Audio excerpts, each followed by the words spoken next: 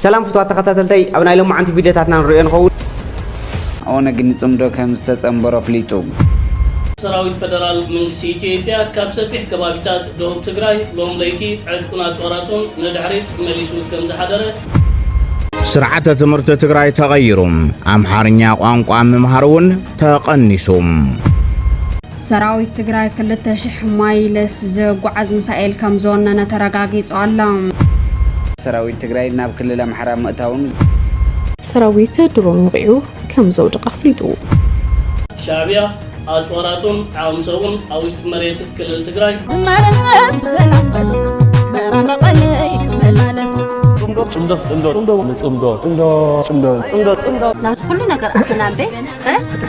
هاي الفنان دنينا كل التحوات هزوكينا ما في ليلة ودو صمدو كويتا صمدو قدم انت إذا أكونت كم حديش تقرم انت تباسنا نعرق صبغ تسرحنا خان مرق نتزس قرنا تريد سقن كل تخون كاس كم حدا قلصن لام تازي ناي ويني كي مسلكاتكم ناي بركت ولا سب سلام تاي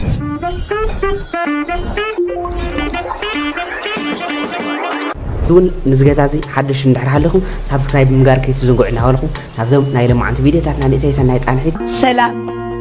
سلام كأني يوردل سلام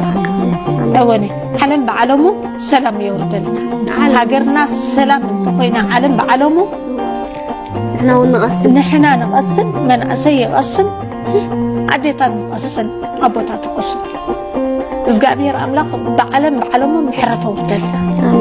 جمهور كلفت مسئين له زعبا زاناي معلتي اب انترون تكملنا يغبر اسرات اب تغارو حواتنا يمصينا صمدو كوينو نديو زاناي غبر اسرات زي تغدفا صمدو اي تدغفو انديخا زبل وقسان نقفيتان حساب انجل مسئين مالتي صمدو كوينو زبطات تግራይን ኤርትራን ካልኦቱን ሓዊሶም ተሓበራዊ ናይ ሰላም ጽምዶ ሰርሕለው ዘካታዕ ነገር ይብሉን ኣነ ሓደ ካብቶም ናይ መጀመርያ ጽምዶ ተቀበልኩ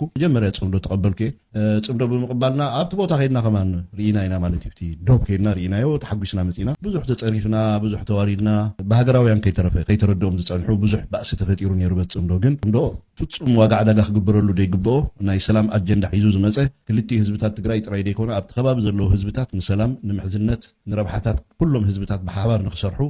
ዝመጸዩ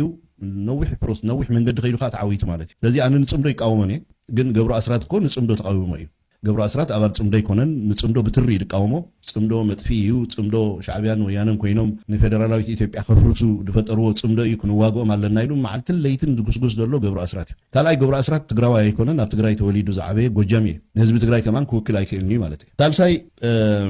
ብዛዕባ ጽምዶ ምድጋፈይ ዘይምድጋፈይ ኩሉ ህዝቢ ስለ ድፈልጦ ብዙሕ ኣብካ ኣይከራኸርኒ ግን ገብሩ ኣስራት ፀረ ጽምዶ እምበር ደጋፊ ናይ ጽምዶ ኣይኮነን ስለዚ ብዓንደ ርእሱ ዛ ቪድዮ ከም ኢንትሮ ንጥቀመላ ደለና ገብሩ ኣስራት ኣብ ስልጣን ከሎ ቀደም እንታይ ከም ድገበረ ድሓር ስልጣን ምስ ገደፈውን ተናዘዘላ ቪድዮ መብዛሕትኡ መንእስያት ሓደ ክልተ መንእስያት ኤርትራውያን ህዝብና ገለ የደናግር ነይሩ እዩ ምክንያቱ እቲ ኩናት መን ጀሚርዎ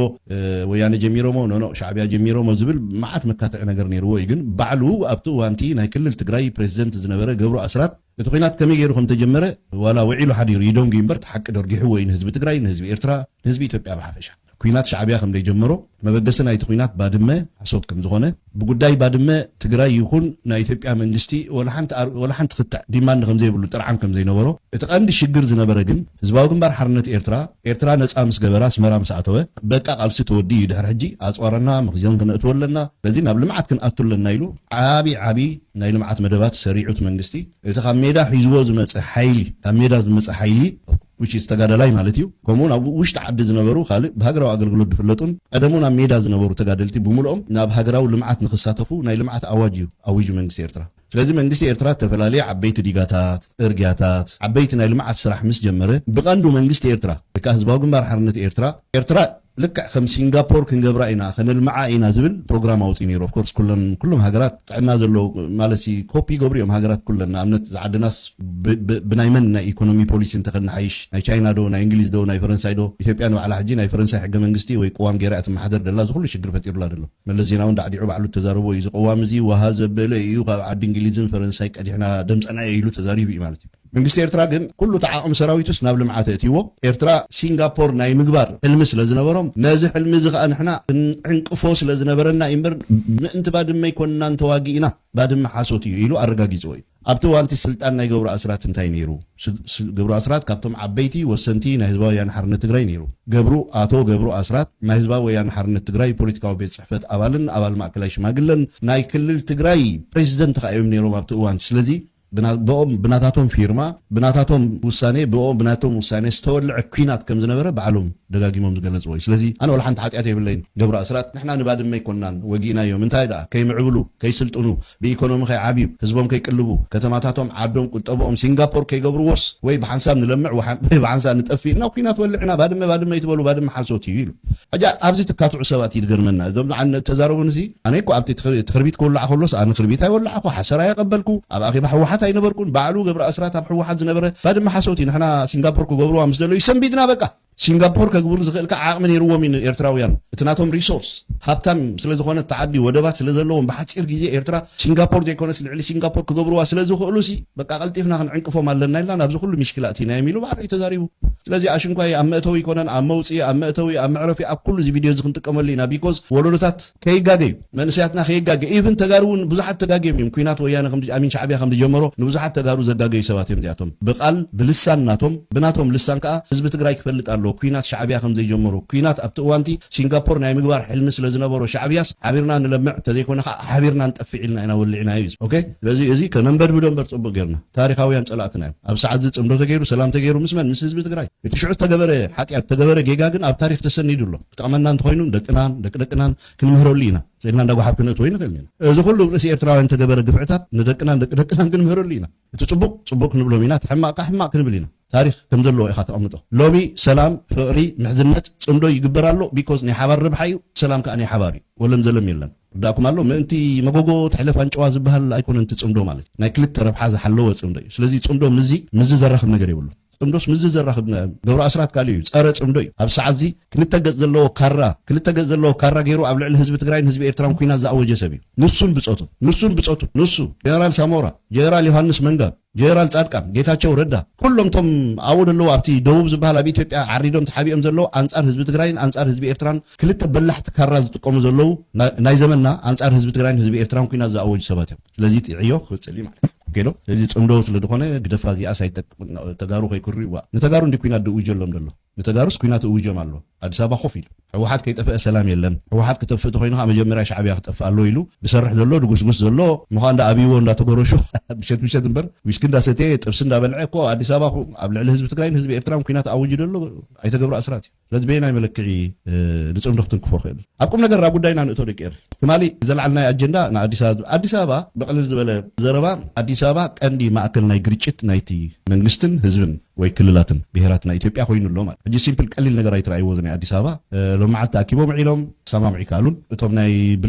ብልፅግና ኦፒዲኦ ማለት ደቂ ኦሮሞ አዲስ አበባ ዋና ከተማ ናይ ኦሮሞ ክትከውን ኣለዋ ፌደራል መንግስቲ ክገብር ተደለየ ይግበር ኣይኮነን ከዓ ናይ ፌደራል መንግስቲ ማእከል እንድሕር ኮይና ቀንዲ ረብሓታት ብምሉእ ናይ አዲስ አበባ ድማ ንኦሮምያ ክፍል ኣለዎ ክወሃብ ኣለዎ ይድብል እዚ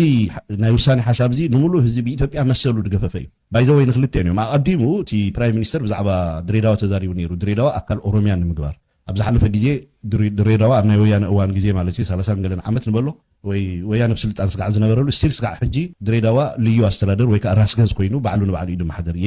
ድሬዳዋ አስተዳደር ይዝብል ነይሩ ከም ክክር ዝግበር ዘሎ ሃገዛዊ ዝርብ ዝግበር ዘሎ ስለምንታይ ናይ አዲስ አበባ ጉዳይ ሓደ መዕለቢ ከይተገብረሉ ይቅፅል ኣሎ የአዲስ አበባና የድሬዳዋ ከተሞች ጉዳይ የምክክሩ አንድ አጀንዳ ሆኖ መቅረባቸው ይታወቃል ናይ አዲስ አበባ ናይ ድሬዳዋን ጉዳይ ናይቲ ምክክር ኮሚሽን ቀንዲ አጀንዳ ኮይኑ ቀሪቡ ወቃል በተለይ የአዲስ አበባ ጉዳይ በፍላይ ናይ አዲስ አበባ ጉዳይ ተመካካሪዎች ዘንድ ከስምምነት ላይ ለመድረስ ያልቻለ ነጥብ ሆኗል ብፍላይ ናይ አዲስ አበባ ጉዳይ እዞም 4000 ተጋቢኦም ዘለው ብዛዕባ ናይ አዲስ አበባ ጉዳይ ክሰማምዑ ይካሉን አዲስ አበባ ራሷን የቻለች ክልል በኦሮሚያ ስርና በፌደራል መንግስት አዲስ አበባ ነብሳ ዝኻለት ክልል ትኾንዶ አዲስ አበባ ኣብ ትሕቲ ኦሮሚያ ትኾንዶ ወይ ከዓ ብኣብቲ ፌደራል መንግስቲ ትኾንዶ ዝብል ሰለስተ አካታሕቶ ቀሪቡ መንግስቱ ስርቱን የሚሉ ሀሳቦች ቀርበዋል ለአንድ ወር በዘለቀውና በየደረጃው ንሓደ ወርሒ በተኸታታሊ ዝገብርዎ ዘለው ዝርርብ ኣብ መዕለቢ በፅሐ የተካሄደው ምክክር አጀንዳው ከመደምደሚያ ላይ ሳይደርስ በንጥልጥል ቆይቷል ተሳታፊዎች ለቢቢሲ እንደተናገሩት በመጀመሪያ ዙር ምክክር በፌደራል ወይም በኦሮሚያ ስር ለመሆን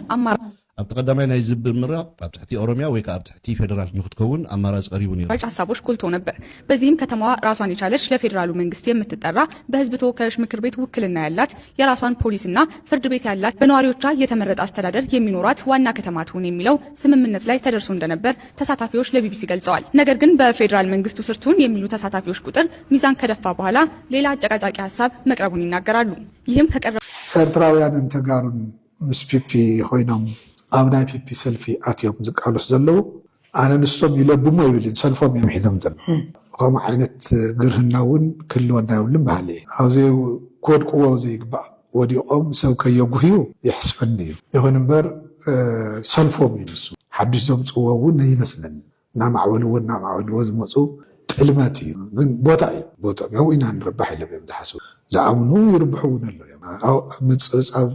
ክስየ ከጥፈ ይደልን። ይኹን እምበር ተጋሩ ይኹን ኤርትራውያን ክንመሃሮ ፅበአና ነገር ኣሎ። ብትግራይ ዓይኒ ክገልፆ ተደልየ ትግራይ ብዝኾነ ይኹን ነገር ክስኮን ዘይኽእል ደልዳላ ብሄራዊ መንነት ዘለዎ እዩ። ሓድነቱ ሕቶ ከኣቱ ዘይኽእል ደልዳላ ብሄር ከም ብሄር ግን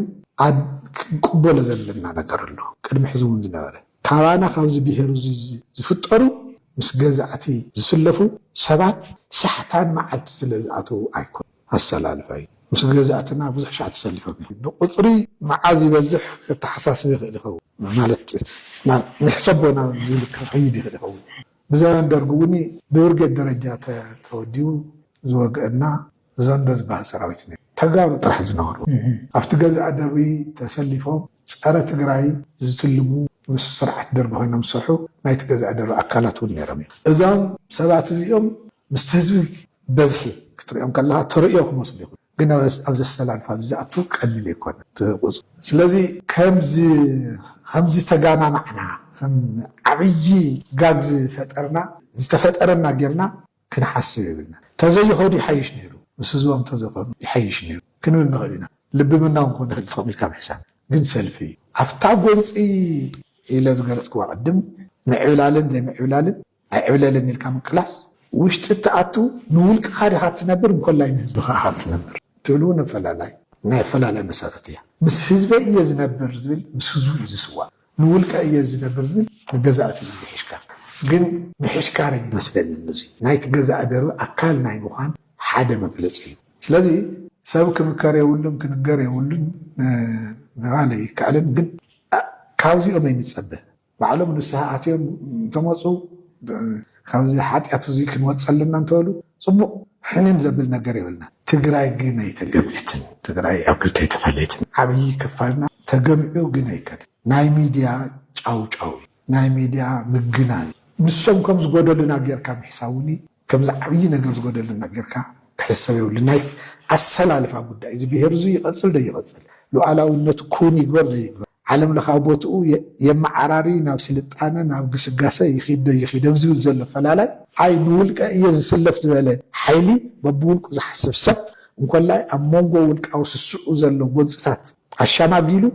ፀረ ናይ ብዝሓነት ናይ ህዝቢ ረብሓ ዝስለፍ ስለዝኾነ ዓብይ ዝጎደለና ነገር ከም ዘሎ ጌርካ ክውሰድ ይብሉ። በመንጎ ጀነራል ጻድቃን ገብረትንሳኤን ዶክተር አብርሃም በላይን ዘሎ ፈላላይ ኣብ ዝለዓለ ጠርዚ በፂሑ ተባሂሉ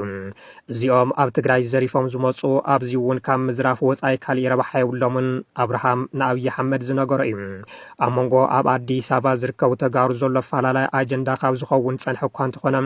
ኣብዚ እዋን ግና ካብ ካሊእ እዋን ንላዕሊ ናብ ኣደባባይ ወፂ ይርከብ። ኣብዚ ሰሞን ኣብ ልዕሊ ዶክተር አብርሃም በላይ ዝካየዱ ዘሎ ወፍርታት እውን ናይዚ ሓደ ኣካል ከም ዝኾነ ተገይሩ ይውሰድ። ቀንዲ የማና ኢድ ኣብይ ኣሕመድ ዝኾነ ዶክተር አብርሃም በላይ ካብ መፈለምታ ጀሚሩ ካብ ብሄራዊ ረብሓ ትግራይ ሕሽክርና ኦሮሞ ቀዲሙ ጠጠው ዝበለን ኣብ ገበን ጆኖሳይድ ትግራይ ዝተሳትፈን ከም ዝኾነ ኩሉ ትግራዋይ ዝፈልጦ ሓቂ እዩ። ሻዕብያ ከይቀትለና ፈሪሕና ኢሎም ካብ ኣዲስ ኣበባ ናብ ትግራይ ብምኻድ ሃገረ ትግራይ ክንምስርት ኢና እናበሉ መናእሰይ ትግራይ ክውድኡ ምስ ገበሩ ፀኒሖም ናብ ኣዲስ ኣበባ ዝተመለሱ ተጋሩ ድማ ካብ አብርሃም በላይ ንላዕሊ እንተዘይኮንና ኢሎም ተረኺቦም ገንዘብን ስልጣንን ዘየስድዖ ሰብ የለን ብምባል ዝፍለጥ ኣብይ አህመድ ድማ ነቲ ሓደ ስልጣን ነቲ ኻሊእ ገንዘብ እናተኸበ ኣታዞም ተጋሩና በለኽ ቅልደሎም ከም ዘምሲ ፈለጥ ውሽጢ ይገልጹ እኒ ጀነራል ጻድቃን ገብረትንሳኤን ጌታቸው ረዳን ብመንግስት ፌደራል ተሓዚሎም ናብ መቐለ ተመሊሶም ዳግም ስልጣን ንምሓዝ መንግስት ፌደራል ንህዝቢ ትግራይ የድሕኖ ብምባል ለይትን ቀትርን ትምሕፀኑም ናብ ትግራይ ኣብ ውሽጢ ወርሒ ንምእታው ክሕግዘና ዝበልዎ ቤት ምኽራት ጣይሾም በብሰሙኑን ትእከውን ንዶክተር አብርሃም ድማ እዚኦም ህረፍ ስልጣንን ግዕዚናን ዝተጋራሰዮም ብምባል የናሽዎም ንዶክተር አብርሃም ቅርበት ካብ ዘለዎም ፍልፍላት ዝረኸብናዮ ሓበሬታ ከም ዘመልከቶም ኣብ መንጎኦም ዘሎ ፈላላይ ብወረ ጥራሕ እንተይኮነስ ብኣካል ክሳብ ዶክተር ኣብይ ኣሕመድ ከም ዝበፅሐ እዩ አብርሃም በላይ ኣብ ቀረባ እዋን ንዶክተር ኣብይ ረኺቡ እዞም ሰባት ኣብ ትግራይ ዘሪፎም መፂኦም ኣብዚ እውን ክዘርፉ እንተዘይኮይኑ ዘምፅዎ ለውጢ የለን ዘይኮነ ተስፋይ ትግበር ከም ዝበሎ እቶም ናይ ቀረባ ፍልፍላት ኣረጋጊፆምልና በዚ ድማ ዶክተር ኣብይ ኣሕመድ ጀነራል ጻድቃን ገብረትንሳኤ ሓደ ግዜ ጥራሕ ከም ዝረኸቦም እቶም ፍልፍላት ይገልጹ ንሃልኪ ፖለቲካ እምበር ንኩሉ ትግራዋይ ከም ዘየኣምን ዝንገረሉ ኣብይ ድማ ነቲ ካብ መፈለምቱ ጀሚሮ ኣብ ጎኑ ዝነበረ ዶክተር አብርሃም ኣብሊጹ ንግዚኡን ተገልገሉና ዝብል መልሲ ከም ዝሃቦ ተፈሊጡ ኣሎ እዚ ኣብ መንጎ ተጋሩ ፖለቲከኛታትን ጀነራላትን ዘሎ ፈላላይ ካብ ባዕሎም ሓሊፉ ክሳብ ኣክቲቪስታትን ሰብ ሃፍትን ዘለቐ ከም ዝኾነ እዩ ዝንገር ካብ ቀረባ እዋን ነዘ ብጀነራል ጻድቃን ይምወሉ ዝበሃሉ ኣክቲቪስታት ኣብ ልዕሊ ዶክተር አብርሃም በላይ ወፍሪ ዝኸፈቱ እንትኾኑ ካብዚኦም ኣብ ሚኒስተር መስኖን ቆላን ገንዘብ ብግዕዚና ተበሊዑ አብርሃም በላይ ክእሰርዩ ኣገልግሎት ወዲኡ ናብ ኣፍሪካዊት ሃገር በኣምባሳደርነት ክውርወርዩ ወዘተ ዝብሉ ይርከብዎም ብኻሊእ ገጽ ብጀነራል ጻድቃን ዝተጣየሸ ቤት ምኽሪ ሰላምን ለውጥን ትግራይ ዝበሃል ውዳበ ብግልጽነትን ብትክክለኛ ውክልናን ዘይተመስረተ እዩ ብዝብል ብዶክተር አብርሃም በላይ ዝምወሉ ኣክቲቪስታት ክወቅዕዎ ጀሚሮም ኣለዉ ብሓፈሻ ኣብ መንጎ ኣብ አዲስ አበባ ዝርከቡ ተጋሩ ተፈጢሩ ዘሎ ነቓዕ ናብ ዘይጽግነሉ ደረጃ ከም ዝበፅሐ ይዝግለጽ አብርሃም በላይ ኮነ ጀነራል ጻድቃን ጌታቸው ረዳ ኮነ ጀነራል ሳሙራም ክንደያ ገብረ ህይወት ኮነ ጀነራል መንጋግ ህዝቦምን ዓደሙን ገዲፎም ንብልጽግና ኦህዴው ዘኽድዱ ዘለዉ ንስልጣንን ገንዘብን ከም ዝኾነ ፀሓይ ዝወቀ ሓቂ ኣብ ትግራይ ዝጀመርዎ ግዕዚናን ስልጣን ብዘይ ኣግባብ ምጥቃምን ኣብ አዲስ አበባ እውን ብምቕጻል ብሽም ደለይቲ ለውጢ ብሽም ኣብ ዓፋር ዝርከብ ዕጡቕ ብሽም ሰብ ሃፍቲ ዝብላዕን ዝጠፋፍኣን ገንዘብ ማለያ ዘይብሉ ከም ዝኾነ እዩ ሓበሬታታት ዘመልክቱ ፕሮፌሰር ክንደያ ገብረ ህይወት ንፕረዚደንት ባንክ ኣምባሳ ዳንኤል ተኸስተ ደዊሉ ንሓደ በዓል ሃፍቲ 4 ቢልዮን ቅርሺ ንኽቦ ብስልኪ እንትእዝዞ ብድምፂ ተቐሪጹ ወፂኡ እዩ ዝበልዐሉ ጻሕሊ ሰይሩ ምስ ብልጽግና ተሰሊፉ ኩሎም ኣመራርሓ ሕወሓት ፎተውተ እዮም ምሽጥር ኢህወደግ ሕወሓት ይፈልጥ የናበለ ንብልጽግና ዘሳሲ ዝነበረ ዘርሁን ተሾመም ኣብዚ ሰሙን ዝወፀ ድምፁ ንኣዳም ዝገረሞ ነይሩ ብሓፈሻ ኣብ ውሽጢ ስርዓት ብልጽግና ዘይምትእማን ኣነ ዝሐሸኸ ሕሽከር ኣነ ባወዘተ ዝብል ፀዋታ ኣውዲእካ ምሕላፍ ካብ ዝጅመር ውዒሉን ሓዲሩን ኣሎ ኣሽንኳይ ነዚ እናርአየ ጽላሎቱ እውን ከም ዘይኣምን ዝንገረሉ ኣብይ ኣሕመድ ድማ ኣብ ቀረባ ሹምሽር ሚኒስትራትን ጀነራላትን ክገብር ከም ዝኽእል ተኣሚቶሎም ኣነ ግን ተመስገን ጸላእ የብሉን እንዴ ድብል ነይረ ሓደ ዝርጋ ዓለም ዝበሃል ሎማዓንቲ ተዛሪብ እዚ ዘረባ ተዛሪብ ወደለ ግን ሓደ ካፍቶም ክትስእ ደይደልይዎን ተመስገን ጸላእ ተመስገን ምዃኑ በዛ ኣጋጣሚ ክገልጽ ይደሊ ተመስገን ወሸለ ተሲኡ ወሸለ ተበጊሱስ ኣክንደ ኣጆኻ ከምቲ ህዝቢ ማንም ሰብ እሱት ማለት ማሊ ኣበስመራ ምስኡ ዝነበረ እዩ ማንም ሰብ እኳ ኣጆኻ ዝብሎ ደሎሰ ኣጆኻ ክብል ምስ ተበገሰ ኣይኮነን ከዓ ካብ ምንታይ ተበጊሱ ጃክውን ኣነ ሕጂ እዚ ምስራኣኹውን ተመስገን ኣብዲ ሕማሙ ድሮ ኣበጊስዎ ሕጂውን ከም ድሓርቕ ኣብ ድሕሪት ከም ድምለስ ከማን ሕጂ ኣቢልዎ ፀኒሑ ጃ ግን ምስ ደወልናሎ ኣጆኻ ኢሉ ሕጂውን ኣቦን ኮይነ ኣነ ኣይበልኩን ኣይተዛረብኩን ኣነ ዝዘረባዚ ኣይተዛረብኩዎን ኣነ ወሸለ ተሲእኻ ተመስገን ኣነዚ ክዛረበሉ ከማን ኣይክእልን ኢሉ ሕጂ ክዛራረቡ ፀኒሖም እንህላ ከማን ሞራል መሊሱ ይብون ተመስገን እትርጋ ዓለም ግን ካበያ ምጽዎ ሞኒካ አይፈልጥም 48 ዓመት ወታደር ቤት ነኝ አለ ከ48 ዓመቱ ምርኮኝነቱን ቀነሰ ከዛ በኋላ የተማረው አካዳሚ የሚሊተሪ ሳይንስ ካለ ከዛ በኋላ ገብቶ ያሸነፈባቸው ጦርነቶች ካሉ ባጫ ደበሌ እንዲ በየሚዲያውና በየቲክቶክ አቋረጡት እንጂ ዲና ሙፍቲም ጀምረው ነበርና በየቲክቶክ እየመጡ የሚናገሩት ነገር ለኛ ወይ ለኔ የስጋትና የፍራቻ ምልክት የህዝቡን የልብ ምት ማዳመጥ የሚሰጠውን ግብረ መልስ መስማት ምክንያቱ ትላንት የነበርክበትን አንተነትህን ክደህ የምትናገር ከሆነ ምን ይያልክ እንዳለ ጠፍተዋል ማለት ነው ለ5 ለ7 ለ8 ዓመት ተማርከህና ማርከው እንደ ሶማል ሽርጥ አስለብሰው የመድረክ ተዋዛዋዥ ያደረጉን የትላንት ጀነራሎች አሁን በህይወት ያሉትን አልተማረኩም የማረከኝ ወንድ መጥቶ ይናገር ካልክ እንዴ አንተ ኦሮሞ ስለሆንኩ እኔን ስሜ ለማጠልሸት ነው ካለ አባዱላ ገመዳ 5 ዓመት በምርኮኝነት የነበርኩበትን ዘመን በምን እንዳለፍኩት አላስታውስም። ምክንያቱም ኤርትራ ውስጥ የነበርንበት ሁኔታ በጣም ከባድ ነው። እግዚአብሔር በችሮታው ነው ያወጣን። ባጫ ደግሞ ወተት ስለበጠበጠልን ነው ባጫ የተባለ ብሎ እየመሰከረ የማረከኝ ወንድ ይምጣ ማለት ምን ማለት ነው? ማዕረግና ስልጣን ስላልነበረ ነው እንጂ ቴሌቪዥን ላይ አምጥቶ ከኤርትራ መንግስት ይደቅነው ነበር። ይህ ነገር ምንድነው? ከአብይ ጀምሮ እስከታች ያሉ የብልጽግና ባለስልጣን ኢትዮጵያ ውስጥም ከኢትዮጵያ ውስጥም ያለውን በዘር በሃይማኖት የማፋለስ የማጣላት እርስ በርሱ እንዳይተማመን የሚያደርጉት ነገር ነው። ከዛም ባለፈ ትክክል ነው፣ እውነቱን ነው። አሁን የኤርትራ መንግስት ፕሬዝዳንት እንዳየው ነው አፈር ላይ ኮረኮንች ላይ መንደር ላይ የተጣለ የሐዘን ዳስ ውስጥ እንደማንኛውም ሰው ቁጭ ያለ ነው። እዛ ልዩ ምግብ አይበላም። ቆሎ ከመጣ ቆሎ ይበላል፣ ቂጣ ከመጣ ቂጣ ይበላል። ከህዝቡ የተለየ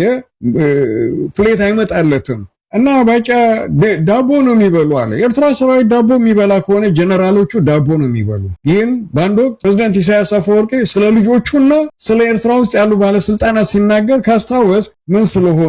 ስለሆን 6 ጣት አለን እንደኛ። ህዝቡ ሽሮ እየበላ ህዝቡ እንደማንኛውም ትራንስፖርት ተጠቃሚ በባስና በታክሲ እየተንቀሳቀሰ የኔ ልጆች ወይ ደግሞ ሌሎች ሚኒስትሮች በልዩ መኪና የሚሄዱበት ምክንያት የለም ብሎ ነበር። በ1998 ጦርነት አንድ የግብጽ ጋዜጠኛ ቤቱ ድረስ ሄዶ ነበር። እንዴ ጎመንና ድንች ነው ወይ የምትበላ ሲለው፣ እንዴ ምን እንድበላ ትጠብቃለህ? እኔ እኮ ስጋ በሊታ እንስሳ አይደለሁም። እንደማንኛውም ህዝብ ሽሮ እንበላለን፣ ጎመን እንበላለን፣ ምስር ክክ እንበላለን፣ ስጋ እንበላለን እንደማንኛውም ህዝብ አለው። እና ባጫ ደበሌ ኢትዮጵያ ውስጥ ያሉና እሱ ራሱ ህዝቡ በራብ እየተሳቀቀ ህዝቡ ጉርሻ እየተሸጠለት ጠዋት ሰንገበር የሚታረድላቸው ከሆነ የኤርትራ ጀነራሎች እንደማንኛውም ሰራዊት ዳቦ መብላታቸው ለኛ ኩራት ነው። ለኛ ባለስልጣኑ ከማንኛውም ተራ ሰራዊት ጋር ያላቸው እኩልነት፣ ለዛውም የደረቀ ዳቦ በተወረወረው ሰው የሚፈነክት ዳቦ ነው የሚበሉ ጀነራሎቹ። ከኛ ጋር እንጀራ ሲበሉ በልዩ ነው የሚያዩት አለ። እውነቱን ነው። የኢትዮጵያ ህዝብ ጀነራሎቹ የሚበሉትን ሰንጋበሬና የሰንጋበሬ ሻኛ የኢትዮጵያ ህዝብ ይበላል ወይ ብሎ ይደነቃሉ። ምክንያቱም እነሱ የሚበሉት ደረቅ ዳቦ ነው፣ ደረቅ ኮረሾ ነው። ለዛው ነው ሰውነታቸው ደረቅ የመሰለው እኮ እንጂ እንደነሱ ሰንጋበሬን ባከሉ ነበር እኮ ቢበሉ። እና ይህ ታች የወረደ በጣም ከአንድ ትልቅ ባለስልጣን የማትጠብቀው ርካሽ የቲክቶከር አይነት አነጋገር ተናገረ። በእኛ እይታ ግን ሐቅን የተናገረው ኩራትም ይሰማናል። እንኳንም ሰራዊቱ እየራበው ጧት በሬ ፍየል በግ ይታረድላቸው ነበር ቢል ትንሽ የሚሰማህ ነገር ሊኖር ይችላል። እና እዚህ ደረጃ ላይ የደረሰው ስለምንድን ነው? ትላንት እኮ ነው 3-4 ዓመት እኮ ነው የኤርትራ ጀነራሎች የመሩት ጦርነት ጻድቃንና ታደሰ ወረደ ገፍቶ ያስገቡት ሰራዊታችን ቄራ እንደገባ ሰንጋበሬ ተጨፈጨፍን ያለው እና እንዲህ ብሎ ባወደሰበት ምላሱ ደረቅ ዳቦ ነው የሚበሉ አርጅተዋል ደክመዋል ብሎ ቢናገር ጭንቅላቱ ውስጥ ያለ ጭንቀትና ፍራቻ ህዝቡን ምናልባት ስጋት ውስጥ ከታለው የሚል መንፈስ ካልሆነ ኤርትራ መንግስቱና ኤርትራ መንግስት በስተጀርባ ያሉትን ማንኛውንም አካል ባጫ ደበሌ አነጋገር ይለወጣል የሚል መንፈስ የለንም። ኣብ ኢትዮጵያ ነገራት ክተርን ከለው ዘዝመጡ ስርዓታት ኣብቲ ሃገር ናብ ህዝብን መንግስትን ኤርትራ ክስታት ምቕራብ ሻዕብያ እናበልካ ኣውያት ምፍናው ሓደ ካብቲ ልሙድ ዝኾነ ባህርያቶምን ተግባራትን እዩ። ስርዓታት ኢትዮጵያ ንሶም ጥራይ ዘይኮኑ ነቶም ናይ ምዕራባዊ ዓለም ንሳቶም ዝኸፍሎም ሎቢስትን ጋዜጠኛታትን መራኸቢታትን ተመሳሳሊ ኣውያት ክፍንው መምርሒታት ይህቦም እዮም። ብልጽግና ንናይ ምዕራባዊ ዓለም ኮራኩርን ኣኽለባቱን ሓደ መምርሒ ሂቢ ይርከብ ኣሎ። እቲ ሂቦም ዝርከብ ዘሎ መምርሒታት ሻዕብያ ኣጭዋራቱን ዓቕምሰቡን ኣብ ውሽጢ መሬት ክልል ትግራይ ብተመሳሳሊ ኣብ ውሽጢ መሬት ክልል ኣምሓራ ኣትዩ ዝብል ፕሮፓጋንዳ እዩ። ነዚ ፕሮፓጋንዳ ቀዳማይ ማርቲን ኣጋዊሕዎ ይርከብ ኣሎ። ማርቲን ትማሊ ኣብ ገጻት ትዊተር መዳፍዓት ናይ ሻዕብያ ኣብ ውሽጢ መሬት ክልል ትግራይ ክልል ኣምሓራን ተጨጊዑ ይርከብ ኣሎ። 7 ታንክታት ናይ ሻዕብያ ናብ ውሽጢ መሬት ክልል ኣምሓራ ብመንገዲ ክልል ትግራይ ኣቢለን ኣትየን ክብል ሓደ ዘስሕቕ ጽሑፍ ኣስፊሩ ኣሎ። ሰበስልጣን ስርዓት ብልጽግና ሻዕብያ ዓቕምሰቡን መዳፍዓቱን ታንክታቱን ናብ ክልል ትግራይ ከእቱ ናብ ክልል ኣምሓራ ከጸግዕ እንተዘርእይዎ እዚ ማሕበራዊ መራኸቢታት ብኣውያት መዕለቕለቐ ብዓብይወን ሚኒስተር ጉዳያት ወፃኢ ኢትዮጵያ ናብ ማሕበረሰብ ዓለም ኣውያት ዝመልኦ ደብዳቤታትን ጣውዒታትን መስፈረ ነይሩ። ብልጽግና ግን ዝኾነ ይኹን ጭብጥን ሓበሬታን ስለ ዘይብሉ ببعال مارتين أبيلو نزنجرات كجاوح زفتن زلو كان بعال مارتين زامسلو ناي معربة وعلم لوبيستن غازيت إنياتاتن مسارعتات ناي سرعتات إثيوبيا كوينات أبزخصوت اللوان حدا كابتي عبيت روحاتاتن مخصباتن زرخ بليو نبلت قناخا صبو جيروم يحلبو اللو مارتين أسفير وزركب زلو تعوف نزيز مسل أزيو زقرمن زسحقن بلتقنا أتيوا زركب زلو قدواد مواتو زبالي بلون أطفاو قبر ملسن مهاب تدالينا لناس بلا فيلد مارشال برهانو جولام نزمت أنا متقعتي قلتوف زخنا قبر ملسي نهب زبل ملأخت أحلفو زلو فيلد مارشال برهانو جولا مستي أب تقراي قات إمزلو بوليتيكا وطت بترقاقامي مراحة تقراي متأنقرتها كب إزرقة لعلواي إيتا ماجور شوم فيلد مارشال برهانو جولا أطفاو قبر ملسن مهاب تدالينا للأخبليزو السماع إزوفلي وفرتات نزخونا تقعت قلتوف ملاش وحاب السقاتات قدمو مكل خال زغل مرأي حيل ملا سراويتنا أيوب موبال دما مكل خال حيل وتادراو مقصقاس كاب تقدم حزي بزنبرة فلي بزبل ملكعو عزايد محلاو إيكاليتو لعلواي إيتاماجور شو محلتات سراويت فيلد مارشال برهانو جولا أب مزازم زتفتات مسرح بجت عمد كل تشحن 10 شمونتن فلي وفرتات ترخي بيوب زعباتي وقتاو حقراو كونتات نأمرار حسراويت ممرحز هباب بمخانم جنا كي ترقاقعنا صلاتنا خدك سويكا ألون بانداتات تقعت يبصحلنا لو انتبل أبزح زوان سراويت فلي وفرتات زنت ألالو حدقا أب ممكات كبي تقارلو كمز فتسم زارب زلو بانداتات زبلهم أكلات إنمن يوم زبل بقلت زي تقصف في المارشال برهان جولا عندما حيال دبنا خوينات أنت ألالينا له نزد ما نمكتالنا قبل أب عودة خوينات كم زلو يوم أملاقيتو بز مخنياتون كأيار مارشو قدرون مدرز بالسيام استوهابو فلي حيلي كم زخنا بمقلات يوز سراويت كساب حزين هاجر نزخف الواقع إثيوبيا كم تخبرون صباحون زبو فلي بقعت حيزوك أطل كم زلو أملاقيتو وتسراويت مسوات زخفلن زلون هاجر نمسكار كم زخنا بمحبار دمام إزون سراويت هاجر كاب قدام وصلعي كاب مكل خال سلام بمتنع حلونا نات حليوم عبيت نخقط زخ لنا يبو موبال أبن قبرو وقات دما سراويت إثيوبيا زخفل زلو مسوات قبل دما تنتينو زلو فيلد مارشال برهانو جولام بخلهم شنخات نزمتنا زلو متقعتات نمكتالنا بموباليو إثيوبيا مدخام زتعرو زلو حيلتات هلو بانداتات دما أبزقناون متقعتونا لو نحنا قن نمكتالنا أي ربربنا نكبل زسمع زلو تلاقي إثيوبيا زغنا الشعبية زبالة فيلد مارشال برهانو جولا كفل ما جميرو إثيوبيا كبر بحر نمرحا مستاريخا وصلاتنا تصمدو فتيرو قبل علي إثيوبيا شرح زسرح له كبل دما أبا منغو حوحاتن هقدفن زقبر زلو تصمدا وركب دما نقيفو زلو أبا منغو حوحاتن سرعة تقدفن زقبر زلو تصمدا وركب سعيبو دما بركز بالحلوة جنرالات إثيوبيا كدعوم زقلتو زلو انتخونو إذا تصمدا وركب إثيوبيا نمتفاز زقبر ربربن من قصقاس نيوب بموبايل دما سقاتاتموننا نتصبارقو يوم زي حقاو جلنا بلون زصوعو حوحات دما بهراو ربح إثيوبيا حليفو زشط بموبايل 27 عامتها السلطان حزب إثيوبيا بر بحري نختس أطناخيرو زي سرحان بموبايل دما إثيوبيا كساب حزي بر بحر زي رخبت بسنكي حوحات يخبل دما زرارابي زرباون تزاريبو زلو فيلد مارشال برهانو جولا بتدقاقا من سرعة حوحات كنقف سرعة أبز حلفو كينات تقرايون انتدى اليوم زوما مرار حزيوم كيتفو سلام كركبا يخلن زبل مرقات حيزوز قتلا فيلد مارشال برهانو جولا حزوون تقوسك يسوزلو خوينات سعيبو دما أزراربتي مدرتات كقبريو زرق زلو حوحات حزب إثيوبيا بمخفل حدو نخيت عمامن يسرح ألو كبل زنقفة أتي العلوي عزازي سراويت دما بزحز أوان حوحات شعبيانة تلاقى نابك أدم تلات صنفنياتات شانين فانون حقيفونا يتمالي كحدتو أباد دباباي نادقمو يركب كبل دما قالب قالون كحيدنا له حوحات كبلون زسمع زلوم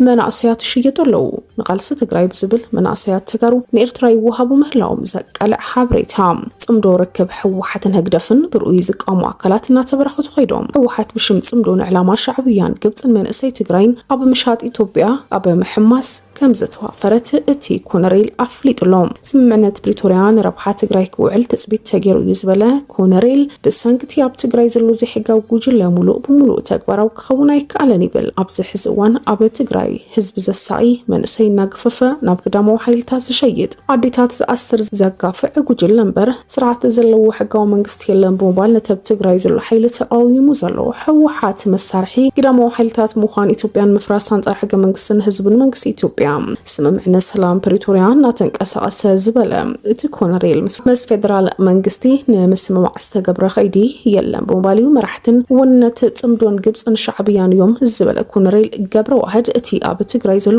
ጉጅለ ድማ ተላእኽትን ፈጸምትን ዕላማን እዞም ሓይልታት እዩ ክብል ዝቃወም ዘሎ ሕወሓትን ሻዕብያን ኣብ ዝጸገሙ እዋን ዝጥቀመሉ ሕወሓት ሻዕብያ ኣብ ዝጸገሙ እዋን ዝጥቀመሉ ምሕሳብ ዘቋረጸ ጉጅለ ከም ዝኾነ ብምሕባር እዩ ሻዕብያ ይትረፍዶን ተጋሩን ኢትዮጵያውያን ህዝብን እውን ኣዝዩ ጨካን ጨና ዲሞክራሲ ዘይፈልጥ ሓይሊ ከም ዝኾነ እዩ ኣብቲ ዝሃቡ ቃለ መሕተት ገሊጹ ዘሎ ሻዕብያ ብእዋን ኩናት ሰሜን ኢትዮጵያ ተዘይሕጋዊ ጉጅለ ዝፈጠሩ ዕድል ከቢድ ዝኾነ በደልን ዕንወትን ኣብፂሑ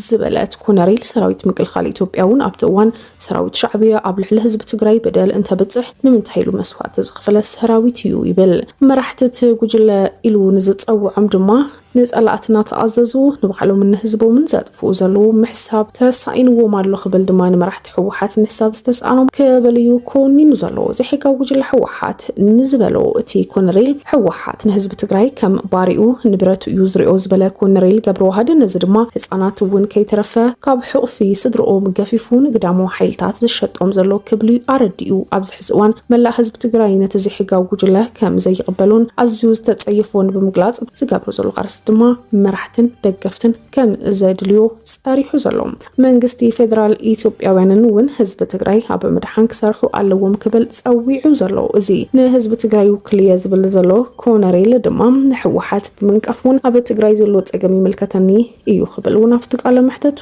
መስኪሩ ዘሎ ኣብ ራያ ከምኡውን ኣብ ቆቦ ሰራዊት ብልጽግና እንታይ የጋጥሞሎ ንሪኦ ኣለና ማለት እዩ ነቲ ቦታ ገዲፍዎ ከም ዝሃደመ እቲ ሰራዊት ናይ ሕወሓት እውን ኣብ ሰሜን ወሎ ተቆጻጺርዎ ዘሎ ቦታታት ኣብቲ ናይ ቀትሪ መደባትና ሓቢርና ነርና ሕጂ እዚ ማርቲን ፕላውት ፈልጥዎ ይኹም ብጣዕሚ እዚ ጃሱስ ኣብ ልዕሊ ጽልኢ ህዝቢ ኤርትራ ዘሎ መዳርክቲ ይብሉ ንሱ ከዓ ናይ ጎደና ቴሌፎን እዩ ገንዘብ እንድሕዳ ወይዳ ኤርትራውያን ኣብ ሎቢስት ወዲ ሎቢስት ገንዘብ ናይ ነጥፎን ኢና ስለምንታይ እዚኣቶም ኩሉ ግዜ ከመይ ጌርካ ሓዉ ተሳውር ከመይ ጌርካ ጽልኢ ተሳውር ተዘይኮይኑ ከመይ ጌርካ ሰላም ተምጽእ ኣይኮነን እቲ ናቶም ስራሕና ኣካይዳ ሰራዊት ኤርትራ መካናይዝድ ናብ ራያ ከም ዝኣተወ እዩ ዝሕብር ዘሎ እዚ ከዓ ውፅእ ሓሱት ዛስዋይ ሕጂ ኣብ ተቐዳመይቲ ቪድዮ እንታይ ዝብል የሰሪሐ ነይረ ኩላትና ኣብ መላእ ዓለም ዘለና ብሕልፊ ኣብ ቀዳማይ ዓለም ዘለና ኤርትራውያን ብዝተኻለና መጠን ኣብ ትዊተር ክንነጥፍ ክንክእል ኣለና ከምዝን ወዲ ከምዝን ተኣኪቡ ሓሶት ክጋገም ከሎ ንገሊኦም ከዳናግሮም ንገሊኦም ከዓ ከጠራጥሮም ስለዝኽእል ብዝተኻለና መጠን እዚኣቶም ሓሳስዮም ሓዊ ክውላዕ ሓዊ ተወሊዑ ከዓ መጥፋእቲ ሓዊ ኮይኖም ዘይኮኑ ዝመፁ እንታይ ደኣ በርዚንን ላምባን ሒዞም እዮም ዝመፁ ናይ ሓደ ፀግዒ ይመስሉ ዳ እምበር ናይ ሓደ ፀግዒ ኮይኖም ኣይፈልጡን እዮም ብዝተኻለና መጠን እዚ ድፍኖ ዘሎ ኣብ ልዕሊ ሓይልታት ምክልኻል ኤርትራ ኣብ ቦትኡ እዩ ዘሎ ስለዚ ንምንታይ ናብ ኢትዮጵያ ናብ ትግራይ ከኣቱ ንምንታይ ናብ ኢትዮጵያ ንትግራይ ከኣቱ ንሓደ ርሙስ ስርዓት ንሓደ ዝተሰዓረ ስርዓት ከምኡውን ፋኖ በዲህ ሒዝዎ ዘሎ ሕወሓት እንድሕርዳት ሓዊስዎ ሕወሓት እኮ ንሪኢ ኣለና እቲ ቦታታት ዝቆጣጠሮ ዘሎ እኮ ብዘይ ኩናት እዩ ዝቆጣጠሮ ዘሎ ሕጂ ኣብዚ እንታይ ክገብር እዩ ሰራዊት ናይ ኤርትራ ከኣቱ ታንክታቱን ከምኡውን ከበድቲ ብረት ናይ ኤርትራ ናብ በዓል ራያ ናብ በዓል እቲ ኣብ ዶባት ናይ ትግራይ ናይ ኣምሓራን ዘሎ ናብኡ ይኣትዋ ኣሎ ብምባል ውፁእ ሓሶት ጀሚሩ ነባ እዚ ከዓ ሸለሊልካ ዝሕለፍ ጉዳይ ኣይኮነን ነፍሲ ወከፍ ኤርትራዊ ካብታ 24 ሰዓት ዋላ 2-3 ስለ ሃገር ግዲ ክህልወና ክኽእል ኣለዎ ንስለ ሃገርስ ግዲ ክህልወካ ክኽእል ኣለዎ እዚ ፖለቲካ ዶ ገለገለ ዶ ኣነ ክነጥፍ ኣይደልኒ ከምኡ ክረአ ይደልኒ እዚ ኤክስ ግብር ኣቢልካ ሓሶት ኢልካ ፌክ ኒውስ ኢልካ ትዝርግሖ ኩላትካ ኤርትራዊ ፌክ ኒውስ ላየር ትብሎ ማለት እዚ ሰብ እዚ ሓሳዊ መዳናገር እዩ ኣብ ጽልኢ ቀርኒ ኣፍሪቃ ዝነብር ከምዚኣቶም ክጠፍኡ ጥራሕ ዘለዎም ካብ ቀርኒ ኣፍሪቃ نحنا بعلنا اب تግራይ ኣለና بعلنا اب ኤርትራ ኣለና بعلنا اب ሱዳን ኣለና ካባና ይኹም ክትረኽቦ ትኽእሉ ትምንጭ ወይ ከዓ ሓቀኛ ዝኾነ ዜና ደኣምበር ካብ ሓደ ጻዕዳ ኣብ ሳውት ኣፍሪካ ኮፍ ኢሉ ኣብ ዓዲ እንግሊዝ ኮፍ ኢሉ ብዛዕባ ህዝቢ ትግራይን ህዝቢ ኤርትራን ክዛረብ ሞራል የብሉን ሓላፍነት እውን የብሉን ኩላትካ ኤርትራዊ ትግራዋይ ብከምዚኣቶም ዝኣመሰሉ ክንኩንኖም እዩ ዘለና እቲ ዝዝርግሕዎ ዜና ከዓ ፀለውቲ ስለ ዝኾኑ ከዓ ኣብቲ ማሕበራዊ ሚድያ ብሕልፊ ኣብ ኤክስ ኣብ ትዊተር ኤክስ ብምግባር ፌክ ኒውስ ላየር እንዳበልና ካብዚ ትዊተር ካብዚ ናይ ኤክስ ስርዓት ብልጽግና ነታ ኣብ ሱዳን ዘካይደ ዘሎ ጉህድ ዝኾነ ወተሃደራዊ ምትእትታው ናይ ዝቅንያት ብጌታቸው ረዳ ቢሉ ክሸፋፍኖ ፈቲኑሎ ጌታቸው ረዳ ማላማትዮ ኣብ ሕብራት መንግስታት ኣሜሪካ ብምዃን ኣብ ገጻ ትዊተር ሓደ ጽሑፍ ኣስፊሩሎ ኣብዛ ኣስፊርዎ ዝርከብ ዘሎ ጽሑፍ ኣብ ሱዳን ተኸሲቱ ዝርከብ ዘሎ ግጭትን ዕግርግረን ቡኪናት ክፍታሕ ዝኽእል ኣይኮነን ናብ ፖርት ሱዳን ተላይኸ ምስ ከድኩ ናብ ብርሃንን ሰበስልጣን ናይቲ ሃገርን እቲ ኣብቲ ሃገር ተበሊዑ ዝርከብ ዘሎ ግጭት ብሰላማዊ መንገዲ እምበር ቡኪናት ክፍታሕ ከም ዘይክእል ሓበሬታን ምኽርን ሂብናዮ ነርና ኣብዚ ዝሓለፈ ቅንያት ሰራዊት መንግስቲ ሱዳን መጠነ ሰፊሕ መጥቃዕትታት ምኽፋት ዓወታት ኣመዝጊቡ ነይሩ ሕጂ ኸ ብተመሳሳሊ ተቃዋምቲ ሓይልታት RSF ንሰፊሕ ከባቢታት መሬት እቲ ሃገር እናተቆጻጸሩ ይርከብለው እዚ ዘካየድ ዘሎ ከምዚ ዓይነት ግጭትን ዕግርግርን ክልቲኦም ወገናት ክዕወትሉ ከም ዘይክእሉ እቶም ከኣማራጭኻ ክልቲኦም ወገናት ኣብ ጣውላ ኮፍ ኢሎም ሽግራቶም ክፈትሕለዎም ክብል እዩ ጌታቸው ረዳ ኣብ ገጻ ትዊተር ነዚ ጽሑፋት ኣስፊሩ ዝርከብ ዘሎ ዕሸል መራሒ ኢትዮጵያ አብይ አሕመድ ንጌታቸው ረዳ ኣማኻሪ ቀርና ኣፍሪካን ምብራቅ ኣፍሪካን ብምባል ስልጣን ከም ዝሃቦ ዝዝከር ኮይኑ ንመጀመርታ ግዜ ጌታቸው ረዳ ካብ ጉዳያት ፕሮፓጋንዳ ዕሸል መራሒ ኢትዮጵያ ብምውፃእ ንጉዳይ ሱዳን ከምዚ ዓይነት ጽሑፋት ኣስፊሩ ዝርከብ ዘሎ ጌታቸው ረዳ ኣብ ገጻ ትዊተር ይሕሊፍዎ ዝርከብ ዘሎ ከምዚ ዓይነት መልእኽታት ተቃዋምቲ ሓይልታት RSF ኣባይታ ከበድቲ ስዕረታት ይስከሙ ስለ ዘለው እዩ ብከምዚ ዓይነት መንገዲ ብዓብይኻ ነቲ ኢትዮጵያ ትገብሮ ዘላ ጉህድ ወተሃደራዊ ምትእትታው ክሸፋፍን ዝፍትን ዘሎ ነገር ኢትዮጵያን ጌታቸው ረዳን ኣዝዩ ብዘስሐቅ መልክዑ ሕጂውን እናቐፀለ ይርከብ ኩብራ ተኸታተልቲ ፈንቅል ኤር ሚድያ ካብ ውሽጢ መሬት ጫድውን ተቃዋምቲ ሓይልታት RSF ናብ ውሽጢ መሬት ሱዳን መጥቃዕትታት የካይዱ ከም ዘለው መንግስቲ ሱዳን ንቻድ ካብ ተግባራታት ክትቁጠብ መጠንቀቕታን መልእኽትን ይሕሊፍ ይርከብ ኣብ ልዕሊ ህዝቢ ሱዳንን ሰራዊት መንግስቲ ናይቲ ሃገር ብጎረባብቲ ሃገራት ዝፍጸም ዘሎ ከምዚ ዓይነት በደላት ኣብቲ ዘካየድ ዘሎ ኪናት ዓበይቲ ጽልዋ ፈጢሩ ይርከብ ኩብራ ተኸታተልቲ ካብ ጉዳያት ኢትዮጵያን ናይ ዕሸል መራሒ ኢትዮጵያ አብይ አሕመድ ሰበስልጣንን ኮራኩረን ከይወፃና ኣምባሳደር ኢትዮጵያ ዲና ሙፍቲ ኣብዚ ዝሓለፈ 2 መዓልታት ብረት ሒዙ ክትኩስ ተራዩ ይርከባሎ ዓቕሉ ጥቢቡ ዝርከብ ዘሎ ስርዓት ብልጽግና ንከምዚኦም ኣምባሳደራትን ኣፈኛታቱን ብረት ክትኩስን ከለማመዱን መምርሒታት ስለ ዝሃቦም እዮም ኣብ ኣዲስ ኣበባ ኣብ ዝርከብ ጎቦታትን በረኻታትን ብምኻድ ከምዚ ዓይነት ናይ ተኽሲ ምንቅስቓሳት ዘካይዱ ዘለው ኣምባሳደር ዲና ሙፍቲ ሓደ ካብቶም ታሪኻዊ ጸላኢ ህዝብን መንግስትን ኤርትራ ኮይኑ ብዛዕባ ወደብን ኣፍ ደገ ባሕርን ሓደገኛ መልእኽታት ዝሓልፍ ውልቀ ሰብ እዩ ዲና ሙፍቲ ብረት ሒዙ ናብ ክልል ኣምሓራ ክልል ትግራይ ክልል ኦሮሞ ብምኻድ ምስቶም ኣብ ዝርከብ ዘለው ፋኖን ሕወሓትን ግንባር ሓርነት ኦሮሞን ግጥማት ከካይድ እዩ ክንከታተሎን ክንዕዘቦን ኢና ዲና ሙፍቲ ግን ነታ ተዓርብ ዘላ ኢትዮጵያን ነታ ትፈርስ ዘላ 4 ኪሎን ብረት ሒዘ ክሕልዋ ብምባል ዘካይዱ ዘሎ ከምዚ ዓይነት ምንቅስቓሳት ንብዙሓት ኢትዮጵያውያን ኣገራምን ኣስሓቅን ኮይኑ ይርከብ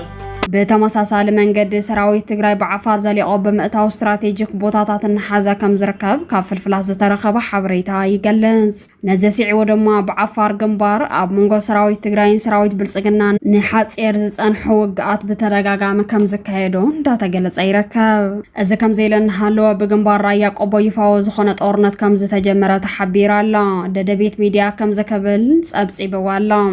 عمباخ سراويت بيبي بقبو خباب علا وقع خفيتو الله بحيلتها تصمدق عن يقشمد الله بسلام يحشكات بحيلتها لمينون بيلو حجي حقوم الله عبقون سراويتنا تقطعو نبال كبل بعلا وفيسبوك قصو هسوس ملاختها محلالي فالله كابتوم ناي بلصقنا ناي ميديا سراويت زخون حدا زخون غازيت انيا دسايا اشنافون ነቲ ብግንባር ቆቦ ተኸፊቱ ዘሎ ብከቢድ ብረት ዝተሓገዘ ውግእ ከም ዘከበል ገሊፅዋ ኣላ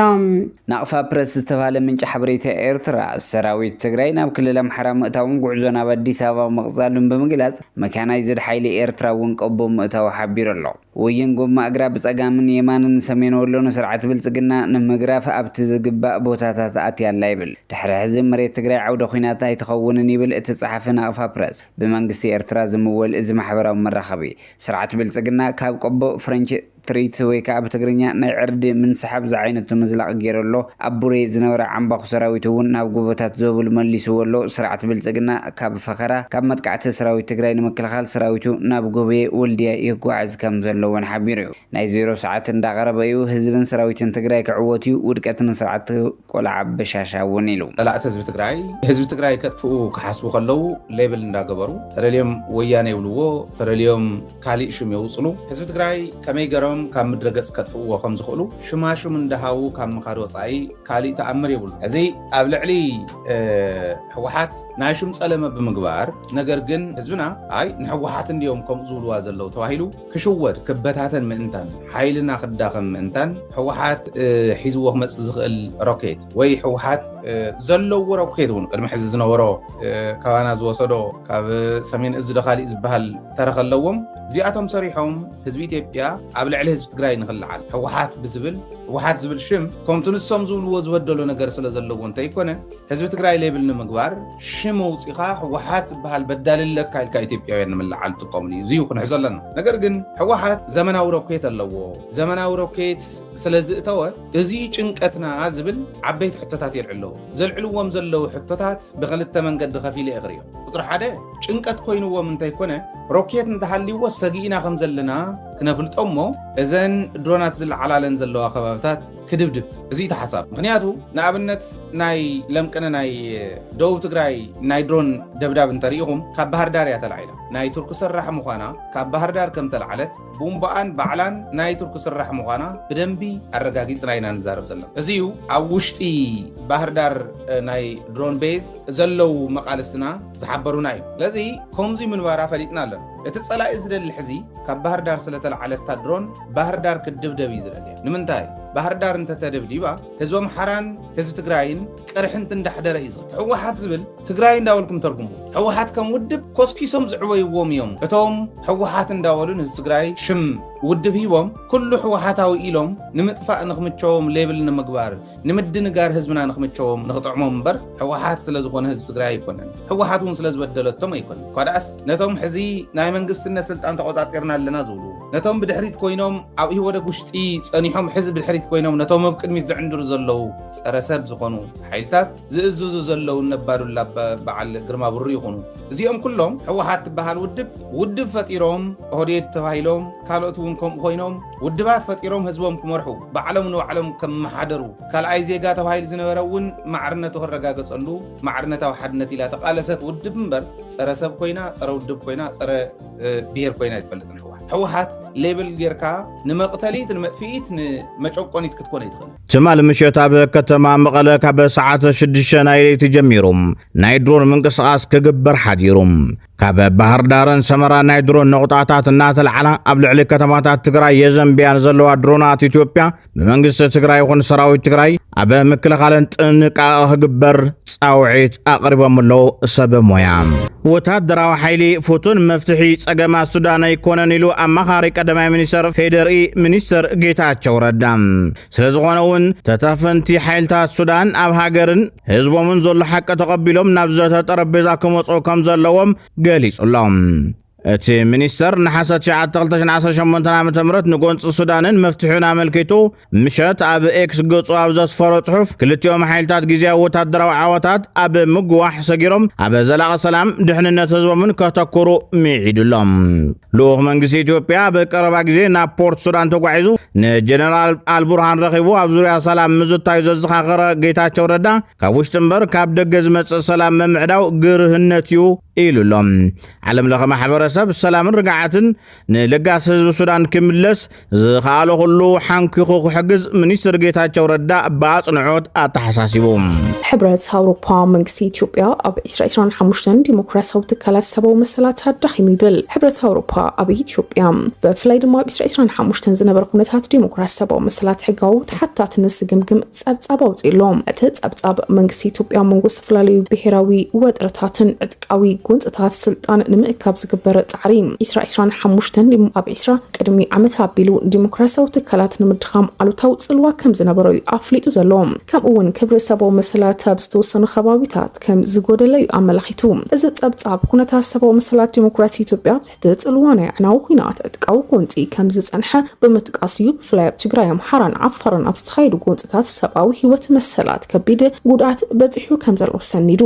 ኣብ ክልል ኣምሓራን ዓፋርን ዕጥቃዊ ጎንፅታት ኣብ ዝተወሰኑ ከባቢታት ክቕፅሉ ከለው ኣብ ኦሮምያን ካልኦት ክፍልታት ኢትዮጵያ እውን ኩነታት ጸጥታ ኣሳሰይቲ ከም ዝነበረ ጸብጻባት ኣመላኺቶም እዚ ድማ ኣብ ምኽባር መሰላት ዜጋታት ኣብ ምጥንኻር ትካላት ዲሞክራሲ ተወሰኽቲ ብድውታት ፈጢሩሎ እንትኾነ እቲ ጸብጻብ ኩሉ ነገር ባሉታ ጥራሕ ከም ዘይገምገመን ኣብ ምፍታሕ ኣጥዋር መሰጋገር ፍትሒ ተሓታትነት ነባር ሰላም ዝምልከቱ ጻዕርታት እውን ተኻይዱ ብመሰረት እቲ ጸብጻብ ንነባር ሰላም ንምርግጋጽ ዝፈጥሩ ጎንፅታት ብሰላማዊ መንገድን ምፍታሕ ጻዕርታት ይቕጽሉ ከም ዘለዉ ብምግላጽ እዩ ትካላት ንምጥንኻር ወሳኒ كم زخانة زردو بحفشة ጸብጻብ ሕብረት አውሮፓ 2025 ኣብ ኢትዮጵያ በመስረሕ ዲሞክራሲ ሰብኣዊ መሰላት ሰላምን ዘተዓወቱ ጻዕርታት ኳንት ነበሩ ቀጻል ዕጥቃዊ ጎንፂ ዘይምርግጋዕ ድኽመት ዲሞክራሲያዊ ትካላት ዓበይቲ ብድሆታት ኮይኖም እውን ይቕጽል ኣለዉ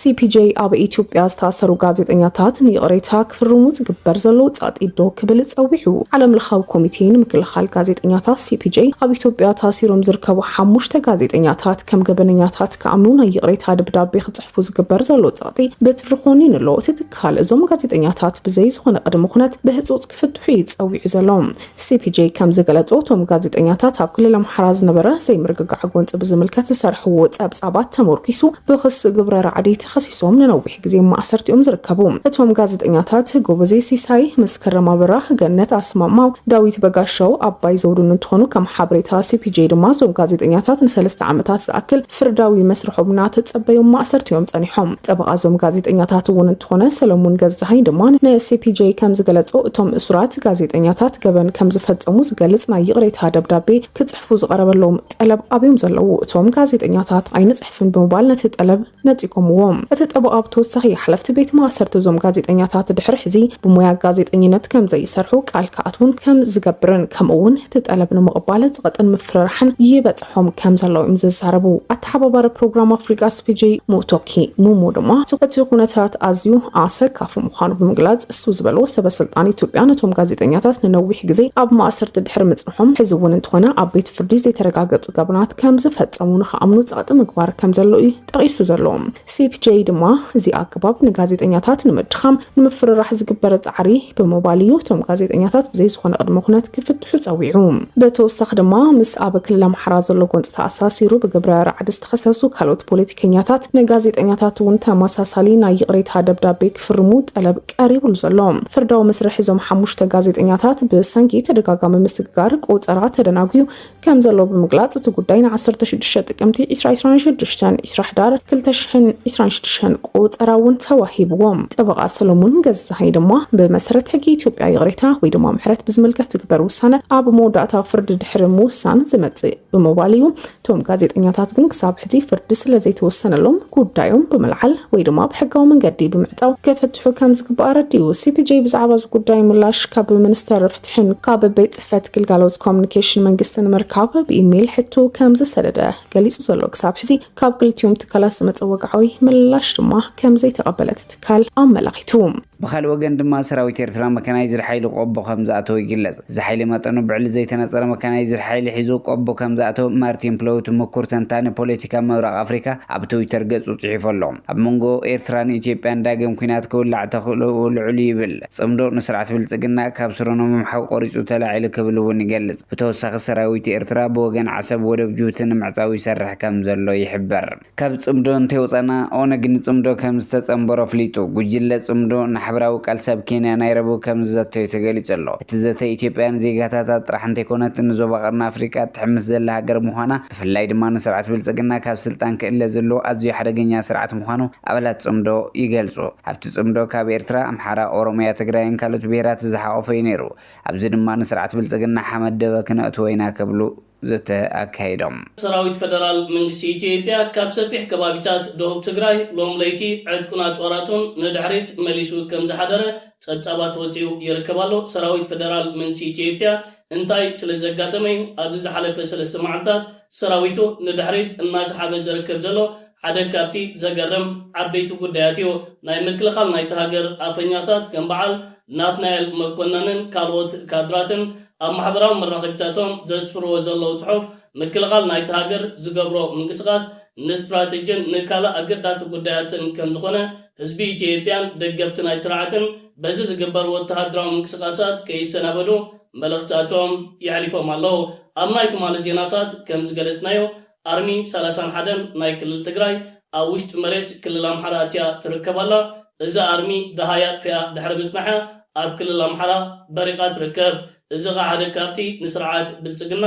ኣሰንባዲ ኮይኑ ዝነበረ ናይ ትማሊ ክስተታት እዩ እዚ ሕጂ ብልጽግና ዘካይድ ዘሎ ካብ ደቡብ ትግራይ ዕድቅና ጦራትን ናይ ምስሓብ ኩነታት ምናልባት ተኸቢበ ዝብል ፍርሕን ሻቅሎትን ዝተበገሰ ይመስል ዓቢዱን ተጸሊሉን ዝርከብ ዘሎ ስርዓት ብልጽግና ንሰለስተ ዓመታት ኣብ ልዕሊ ኤርትራ ከምኡውን ኣብ ውሽጢ መሬት ኢትዮጵያ ንዝርከቡ ዝቃወሙ ሓይልታት ብድሮናትን ነፈርቲ ኩናትን ኣብ ናይ ቋሕስም ግዜ ክጭፍለቐ ከም ዘይበለ ሕጂ ኣብ ደቡብ ትግራይ ኣኻኺብዎ ዝጸንሐ ሰራዊትን ሓፃውንን ንድሕሪት ክመልሶ ክትርኢ ኣብዚ ዝሓለፈ ቅንያት ኣብ ባህር ዳር ዝተገብረ ርክባት ናይ ላዕለዎት ወተሃደራውያን ኣዘዝቲ ናይ ስርዓት ብልጽግና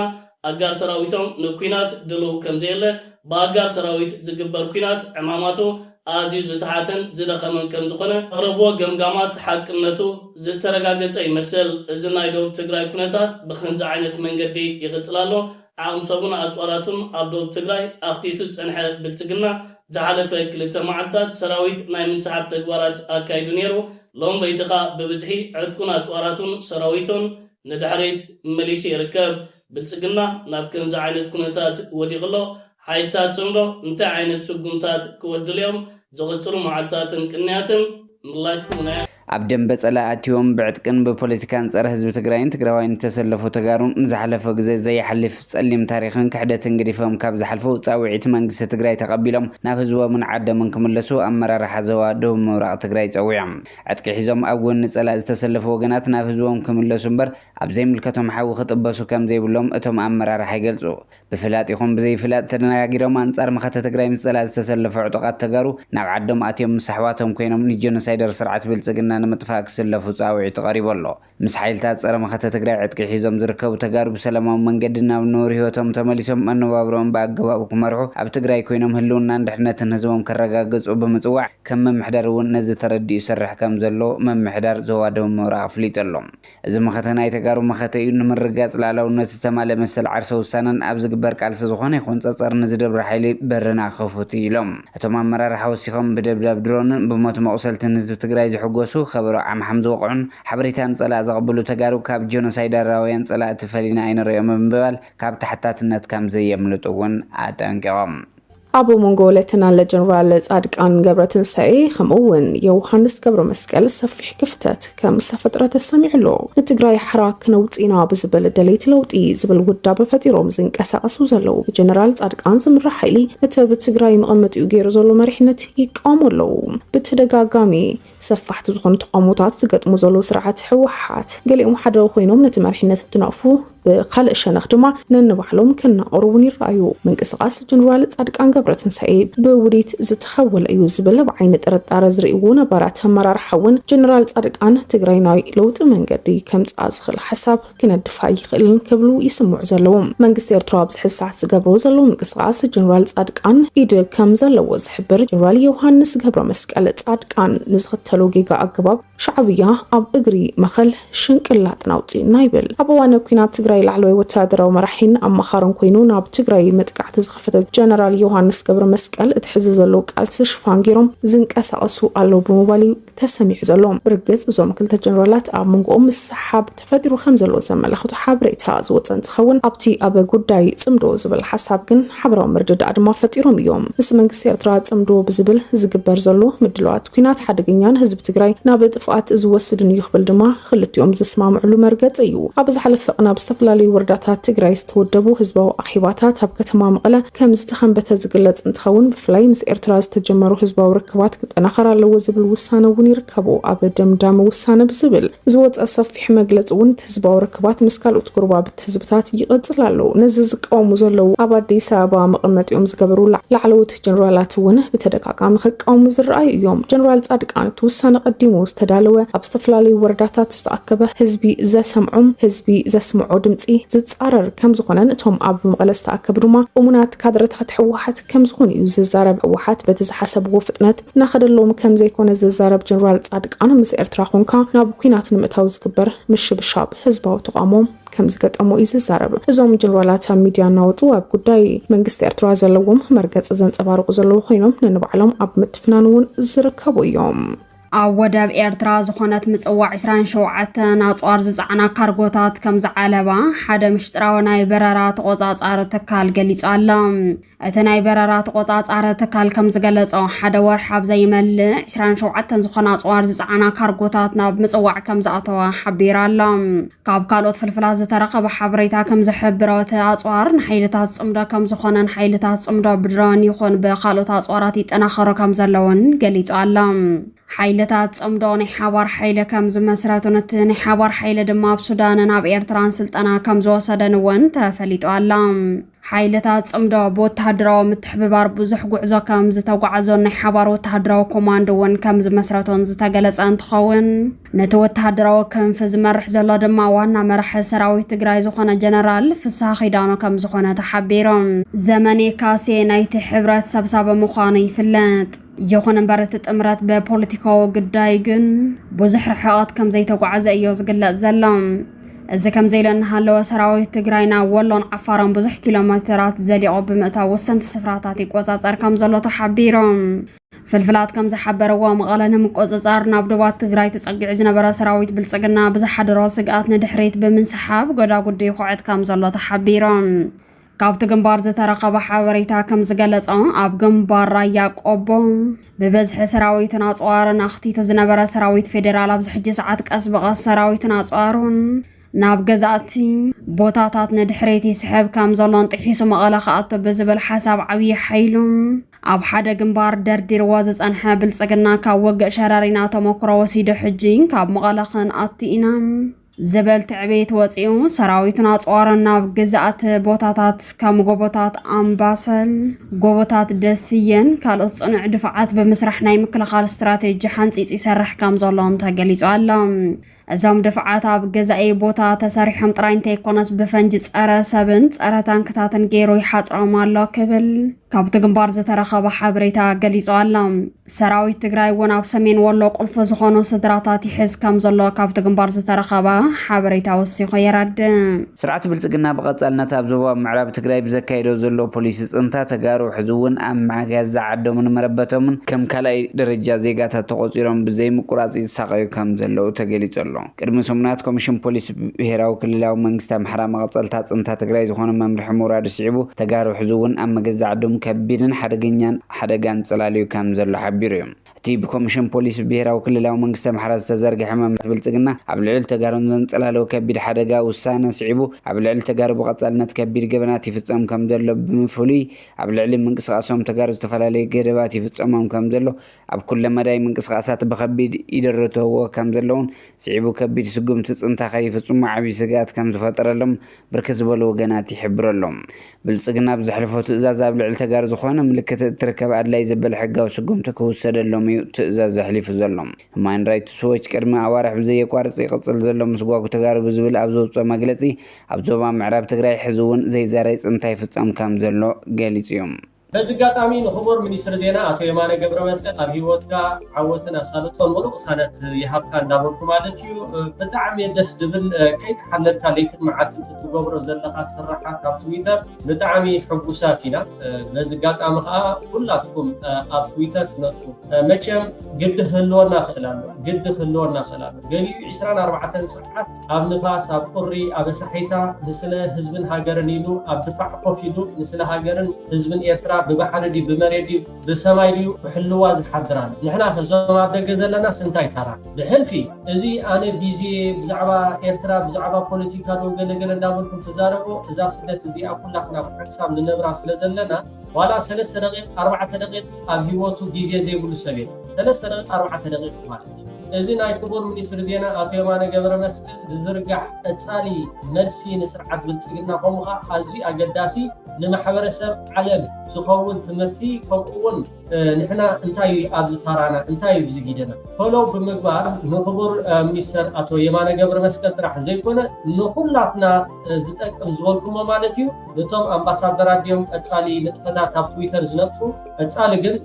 ሚኒስትር ዜና አቶ የማነ ገብረ መስቀል ስለ ዝነጥፍ ሕማም ርእሲ ንስርዓት ብልጽግና ኮይኖም ስለ ዘሎ ብዝተኻኣለኩም መጠን ኣብታ 2 ደቂቕ 3 ደቂቕ ደላትኩም ትዊት ሪትዊት በሎ ትዊት ሪትዊት ብምባል ኣባዝሕዎ ከምኡውን ኮመንቲ ኣብኡ ክምልሱ ከለዉ ንስኻትኩም ከዓ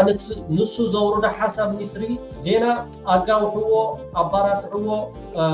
ናብ ኩሉ ንክባፅሕ ከዓ ትዊት ሪትዊት በልዎ እዚኣ እታ ኣካውንት ናይ ክቡር ሚኒስትሪ ዜና ኣቶ የማነ ገብረ መስቀል ማለት እዩ እዛ ትሪእዋ ዘለኹም ናይ ኤክስ ሕሳውያ በዚኣ ፈሎ በልዎ ትዊት ሪትዊት ብምግባር ከዓ ናብ ኩሉ ንክባፅሕ እጃምና ክንገብር በዝጋጣሚ ፃውዒት ኣቐርብ ከምሶል ሜድያ በዝጋጣሚ ከይተሓለልካ ከም በዓል ጊዶን ሙስኣሮን ከምኡውን ናቕፋ ፕረስ ካልኦት እውን ኣለዉ ከም በዓል ተወርዋሪ ካልኦት ብዙሓት ነቲ ትገብሮ ዘለኹም ብልቢ ከመስግነኩም ይደሊ ቀጻሊ ርኤ ሸርት ትገብሮ ናይ ክቡር ሚኒስትር ዜና አቶ የማነ ገብረ መስቀል ኩላትና ሓላፍነትና ክንዋፅእ በዝጋጣሚ ፃውዒት ተቐርብ ብብዝሒ ኣብ ኢትዮጵያ ኣምሓርኛ እንዳተዛረቡ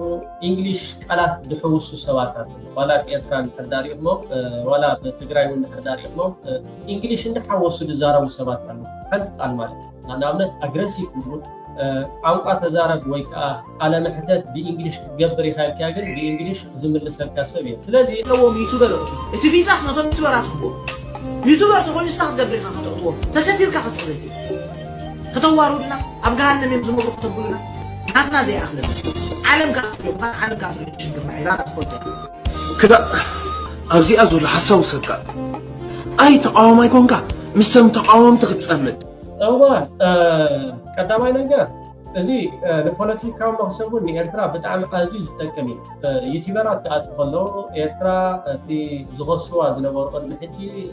ወፃእተኛታት ጋዜጠኛታት ኣይኣትውን እዮም እንዳተባሃለ ዝዝረብ ዝነበረ ዘረባ ሕጂ ከኣቱ ምጀመሩ ከዓ እንታይ ይብላ ኣሎ መሲልኩም ከኣቱ የብሎም ሽግርና ክፈልጦ እንታይ ሽግር ኣየነይቲ ሽግር ማለት ኣየነ ሕማቕ ነገራት እኮ ንኣብነት ኣብዚኣ ምኽሪኦኩም ሓሰብ እዚ ሕጂ ዳርጋ ዞም መብዛሕትኦም ክዛረቡ እዛ ቪድዮ ነቶም ሕሱር እዋ ሕጂ እዚኣቶም ትሪኦም ዘለኹም እዚኣቶም ኣብ ኣፍ ደገ ገዝኦም ዘለዉ ማለት ራዮ እንዳበሉ እዛ ቪድዮ ነቶም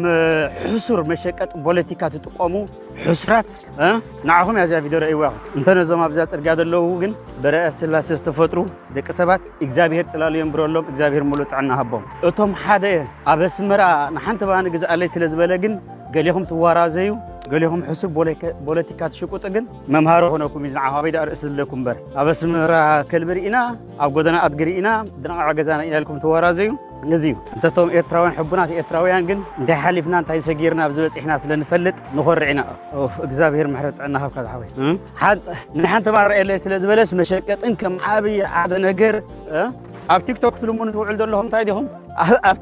ቲክቶክ ኮይንኩም ትልሙኑ ኣንበሳ ስለደለይ ዕባባ ስለደለይ ክትብሉ ትውዕሉ ለመንቲ ምዕቡላት ለማኖ ኣብ ቻነል ዩቱብ ኮይንኩም ትልሙኑ ዘለኹም እንታይ ዲ ምዕቡል ለማኖ ካባኹም ትኸፍት ኣሎ ሓንቲ ባኒ ክፈለለይ ስለ ዝበለስ መዋራዘይ መሸቀጥን ፖለቲካን ገይርኩም ረእይዎም በሉ እግዚኣብሔር ሙሉእ ጥዕና ሃብኩም ንኸይድ ከሪአኩም ይኹላ እዛ ጎደና ዘገርም ከዓ ናይቶም ሸቃጡ ፖለቲካ ዘይኮነሲ ናይቶም መጋውሕቲ ጠባይን ባህርን ስነ ስርዓትን ህዝቢ ኤርትራን ዝፈልጡ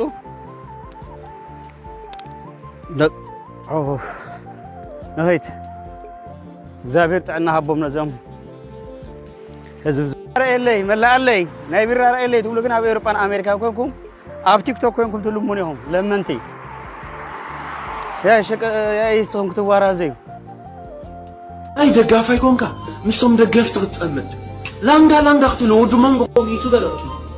እቲ ቪዛስ ነቶም ዩቱበራት እኮ ዩቱበር ተኮይኑ ዝተኽትገብር ኢኻ ክትእትዎ ተሰቲርካ ክፅበይቲ ከተዋሩድና ኣብ ገሃነም እዮም ዝነብሩ ከተብሉና ናትና ዘይኣኽለን ዓለም ከኣትርዮ ምዃን ዓለም ከኣትርዮ ትሽግርና ኢራዳ ትፈልጦ እያ ክላእ ኣብዚኣ ዘሎ ሓሳብ ውሰድካ ኣይ ተቃዋማይ ኮንካ ምስቶም ተቃወምቲ ክትፀምድ ኣይ ደጋፋይ ኮንካ ምስቶም ደገፍቲ ክትፀምድ ላንጋ ክትሉ ወዱ መንጎ ኮንካ ተሪፍካ ዘለኻ ናብዝን ክትብል ፀሓይ ዓሪፍካዮ ዘለኻስ ኣይ ሓፉን ገለገለካ ክትብል እንታይ ስለ ዝኾኑ ክሓፍ እንታይ ስለ ዝኾንና ክንሓፍር ብሃገርና ሕቡናት ኢና ኩርዓት ብሕብረተሰብና ሕቡናት ኢና ጭዋ ዝኾነ ህዝቢ ኣለና ጭዋታት ዝኾኑ ኣቦታት ኣዴታት ኣለውና ካብ ዲስፕሊን ወፃእ ዘይኮዱ ሰራዊት ኣለውና ጀጋኑ ኣናብስ ኣሕዋት ኣለውና እንታይ ክሓፍረና እቲ ህንፃታት ዘይተሓደሰ ኣይተሓደስ ሰዋት እንታይ ኮይኑ ክሓፍረና እቲ ህንፃታት ዝገልፀና መንነትና ብምንታይ ክንሓፍር ሰሪሑ ዝኣቱ ሕብረተሰብ ኣለና ዘይሰርሕ ሰብ ዝፍንፍን ሕብረተሰብ ኣለና ንጎ ኣቴን ናይ ምሸት ዝወፃ ከም ድሌተን ኣቴን ዝወፃ ደቂ ኣንስትዮ ኣሕዋት ኣለዋና ኣይክተራ ኣይቅተላ ከም ድሌተን ዝመላለስ ኣሕዋት ኣለዋና ለይቲ ኣቴኹን ዝብለን ዝበልዓ ሓደ ዘይብለን ንፈልጦ እኳ ኢና ጎረባብትና ሃገራት ብዓመፅን ቅትለትን ልቦም ጠፊኦም ዘሎ ቤተ ክርስቲያናት ከቃፅሉ ኣልባቦም ጠፊኦም ዘሎ ሙስሊም ክርስቲያን ተባሂሎም ብዓሊት ክበኣሱ ዝውዕሉ ዘለዉ ኣይን ይኻፍረና የኹርዓና ይሕብነና ዓዲ ዝልሙን ኣለዉ ሪጋ ጌሮም ጉዳዮም ከሳልጡ ርኢኻስ ምን ኣብቲ ዘለኻይ ዓዲ ሪጋ ዝገብሩ ኣለዉ ንመን ኢኻ ክትውርፅፀሉ ንመን ኢኻ ልባም ክትንኾኑ ብዛዕባ ሕብረተሰብና ብዛዕባ ሃገርና ዘሕፍረና ይብልና ዘኹርዓና ዘሕብነና ተዘይኮይኑ ምን ኢኑ Like it's crazy, whole city's trash is basically here. እዚ ናብ ኤርትራ መፅኢ ዝነበረ ኣብ ላይቤሪያ ከይዱ እዚ ትሪኦ ዘለኹም ላይቤሪያ We have got a Liberian flag there, abandoned building. Hello. Stop. Please come, my brother. My brother, hello. Yes. Please come, sir.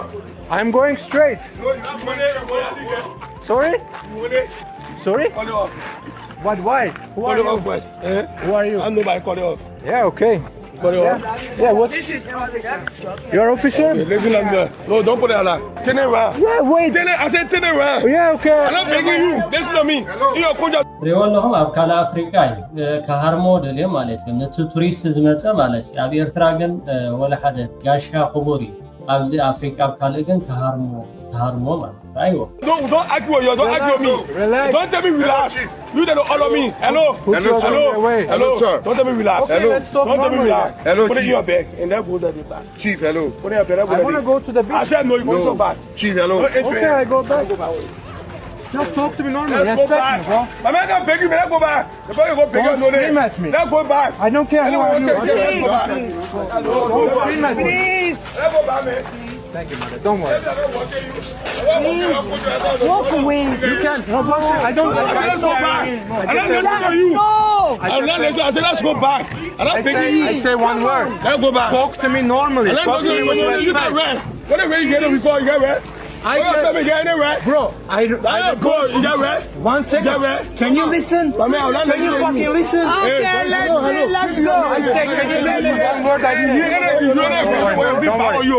Don't aggressive war. Don't put my finger on my face. Take your finger. I told you, talk to me with fucking respect. Yeah, give me over. You can just walk to me like a human being and say, don't record here. Understood? I don't care who are you. Just talk to me with respect. If you have a power, just say I'm police. If you're checking my limits, I can get as aggressive as like you are and even more. So I don't care who are you. You can be police. Okay, come introduce yourself and say, bro, it's the place, you don't film. Like talk to me normally and I can understand. If you come to me and your finger on my fucking face, then I'm gonna react the same way you are treating me. Like literally, the National Museum is right there, 3 minutes away. Like 3 minutes away, 2 blocks away. And I'm just walking down the street, talking to people. I bought coconuts, enjoying my time, trying to get to the other side. But things get a little bit more aggressive, guys. But that's okay. Mother, good luck to you. Thank you. Bye-bye. All right. ريخ مرة هذا كان انتهى كم زجبرو كم زي تخين التهزبي زت حساس كان أمر زويكا تقدر ولا عزب سف بغاي فرنمو أنا نبيتها وزحوه فقولهم يتبرات أطولهم زخون أنا على دسك نجريبنا كم حبرة سب هرارنت ويكا سرقت سنة زي كنا سرقت رايز حفر جزء سب كيما سمارت حساوت رايز حفر جزء سب كيما انتهى نورمال سخان دخلت كان شغلت كان انتهى تجمع وحنا نقول له نركول أملاخ مثلا اتخذوا كو زي تخل ويكاحتوا كو زي تجولنت ريهم مرهم أما قد فتيرهم انتهى كم زجوروما أبي أتراجع ريهم انتهى كم زجاتهم بعلمون حدا إثيوبيا وزبالات أن يردس دول سمع أمني قرمين داودي بالال إثيوبيا متونا بربالة فندم إثيوبيا تتعالتو هي لالي بلالي بريج أمروبة زبوجة بربرة ومنا ما عندنا نجاديو شار وندم ما عندنا ما عندنا نجاد ياشجروا ثانا ما إيرترا هيدا أسمر هيدا أبي ثابت وناتنا يقولوا إيرترا منهم تيجي كيلي لو نجار مالتنا وجهالا أسرامت كارتالش كعالم هذا كإثيوبيا عبارة تلانت كتجنت تلجات إثيوبيا 15 ዓመት ቀርታለች ወደ ኋላ በስነ ስርዓት ፊልም ተከራይተው ኢንተርኔት የለ ሁሉ ነገር ኦኬ አዚያኔ ሸመረምታት ለያ خالص ተዛረበ ግን በጣም እንተዳራበ ወም ቃርስ እንዝሆነ አዚያ ገዳስ ዝሆነ ትምርቲ ይሂብኩም አለው 15 ድሕሪት ክትቆላha በኸነ 15 ድሕሪት እዛ ኢትዮጵያ ንሪያ ዘለናስ ዝተቃታተለላ ወግ ወረውግ ይዕሪፍ ዘይፈልጥ ናይ ውሽጥ ወግ በጣም ሕማቅ ዘሎ ሃገር ምስ ኤርትራ ኮምፒየር ገብራ ከተዋዳድራይ ምስ ኤርትራ ከተዋዳድራይ ካለ ተወሳኺ ከተምጾ ትኸሊ እቲ ከተምጾ ዘይትኸል ክትሰርሖ ዘይትኸል ኦሬዲ አቢኩም ዝሐወይኩም ግን ኢትዮጵያ ዳናብ አይየላ ነፊት ሁልድ በሆነ መንገድ ነው የሚደረገው አብዳሊ በላ ኢትዮጵያ መስከደ ሐጂ ዋጋ ወስኽ በመባል ፈቆ በጣም ሐሪቅ ተቢሉ ካብ ኢትዮጵያ ማለት ለካ ከም ተኻሎት አፍሪካ ሰርቆ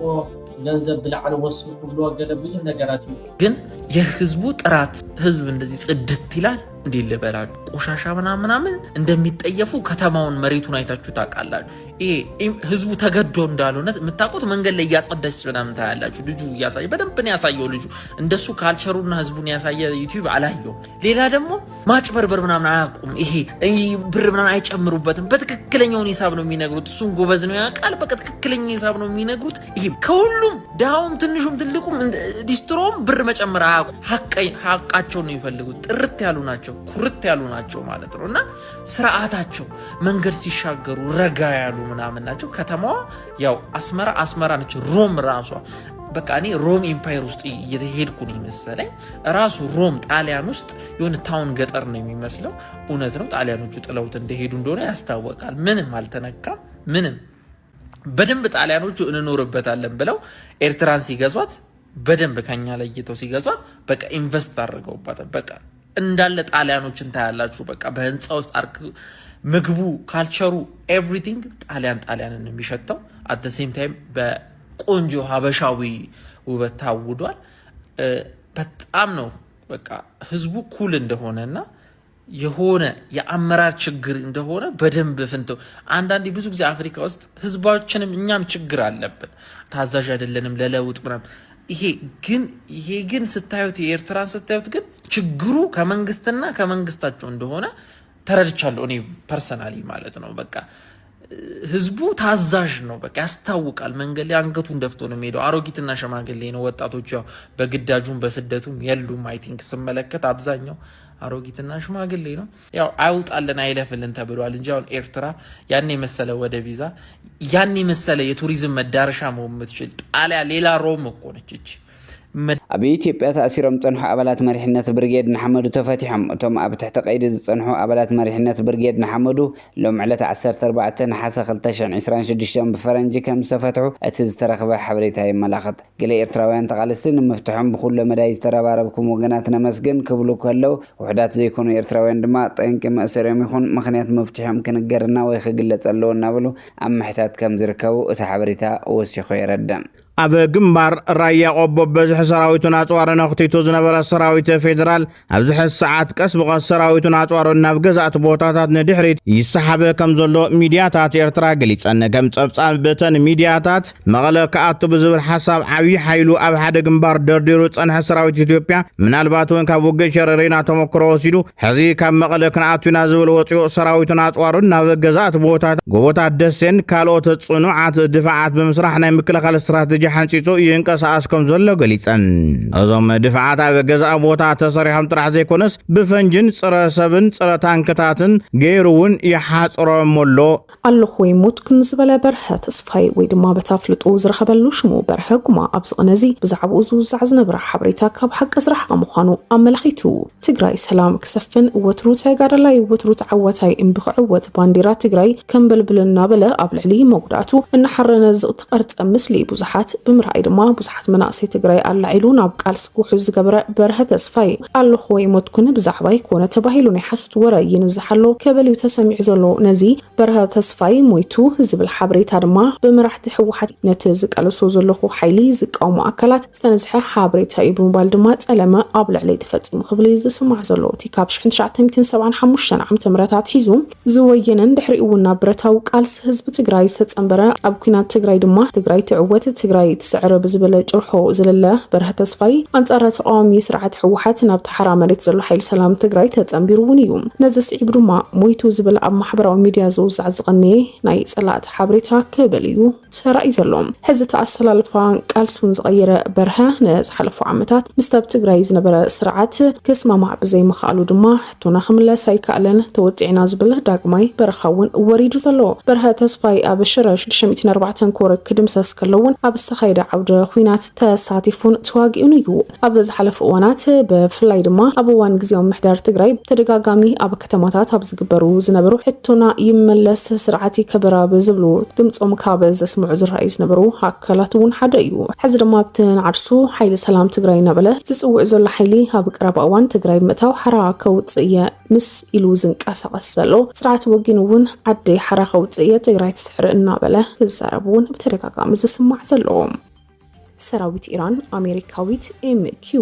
شعت تدرون كم زود غفلتو سراوي تيران عبدو بغفلت هاجر أب السماء بررات جبر زنبرات أمريكاويت MQ شعت زعينتها درون بسرعة مكل خلاير توقع عزلام هرمو غازن أب دوباوي إيران كم زفت أمن تحبر 14 حسة زوت أب إيران إنترناشنال كم زفلت ورمات درون أب أيرن هلوت بحدش النزمة عبلنا إيران سرعة مكل خلاير توقعت حمش هازلام تي محرمتي إسلاموي سراويت ثورة إيران زي ما عبلو حدش تكنولوجي دقة سرعة مكلخال أير تطعيمو كم استفدت أمان تقلت سرعة مكلخال حيلي أو تحت حيل أير إيران استودب بمخانوت حيل بتوسخي تكنولوجيز معبلة مسارحتات ناي أير مكلخال عامو لما محياش تعري قبر كم زرليو حبريتات سملختهم MQ9 درون بأمريكا سرح تتكون نسللاك تتل كالت وتهدرو تلوخوتات بسفيحتو تكمل عباي أوروبلان ألبو مسارحية سلازدمات استقلت فتسامة ترقاقيتون عقمنا إيران أير مكلخال قداسي تتسامة كخون كم زخلي زنقارب خلا وجن بريزنت أمريكا دونالد ترامب أبقر محزب زعبا وتادرو عاميران كزارب كلو حيلا أيران حيل بحر إيران كم صدخم إيجالتزوم إذا حدش أبطابن إيران أبسرعة مكل خال أير عمان محياش الناس رحت مهلوات تقوم تخون كساب حزقن بزعباتي MQ9 درون استرف مسكرنت كلين أبو تامو دعان كاب أمريكا زوطة مقلت هنا ملاش يلن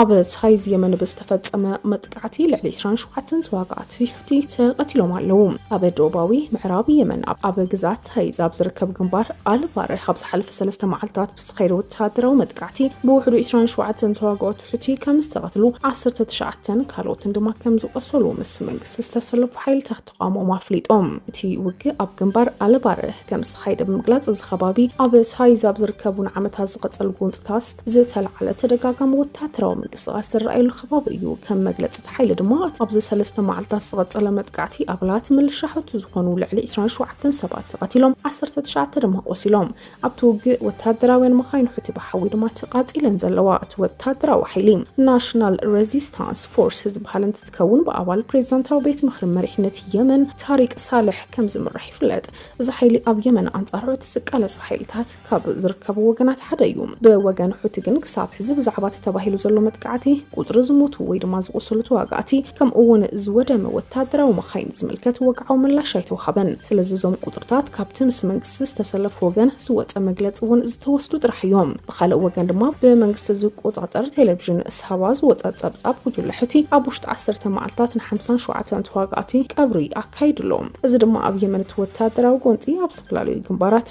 تقصل محلاوي ملختم اب يمن عمتات تقصل قنطي بزحت وجنات تساتفلون تقونو ክልቲ ብዙሓት ከባቢታት ዝሓዙ ቦታታት ንምሕላው ክቃለስን ከሎ ምስ መንግስቲ ዝተሰለፉ ሓይልታት ድማ ዝጠፍኡ ከባቢታት ምምላስ ቁፅሮም ንምስፋሕ ይቃለሱ ኣለዉ ክሳብ ሕዚ ግን ብዛዕባ እዚ ኣብ ኣለባረ ዝተፈጸመ መጥቃዕቲ ካብ ኩሎም ወገናት ዝተረጋገፀ ሓበሬታ ይተዋሃበን مبقلاو تحسو مزمنا واستمهرو زتامر سرعات مكان تمرتي علاو كم زغنا حلافي بيرو تمرت تقراي دكتور كيروس قعش قليصوم زاقيد زلو سرعات تمرتي عسات شدش عامت هزاقو صارم سرعات تمرتي كم زغنان بهاق تقراي نمقهاد عبز قبر صعري قلطفن قبون كم زي فتسميو آرديوم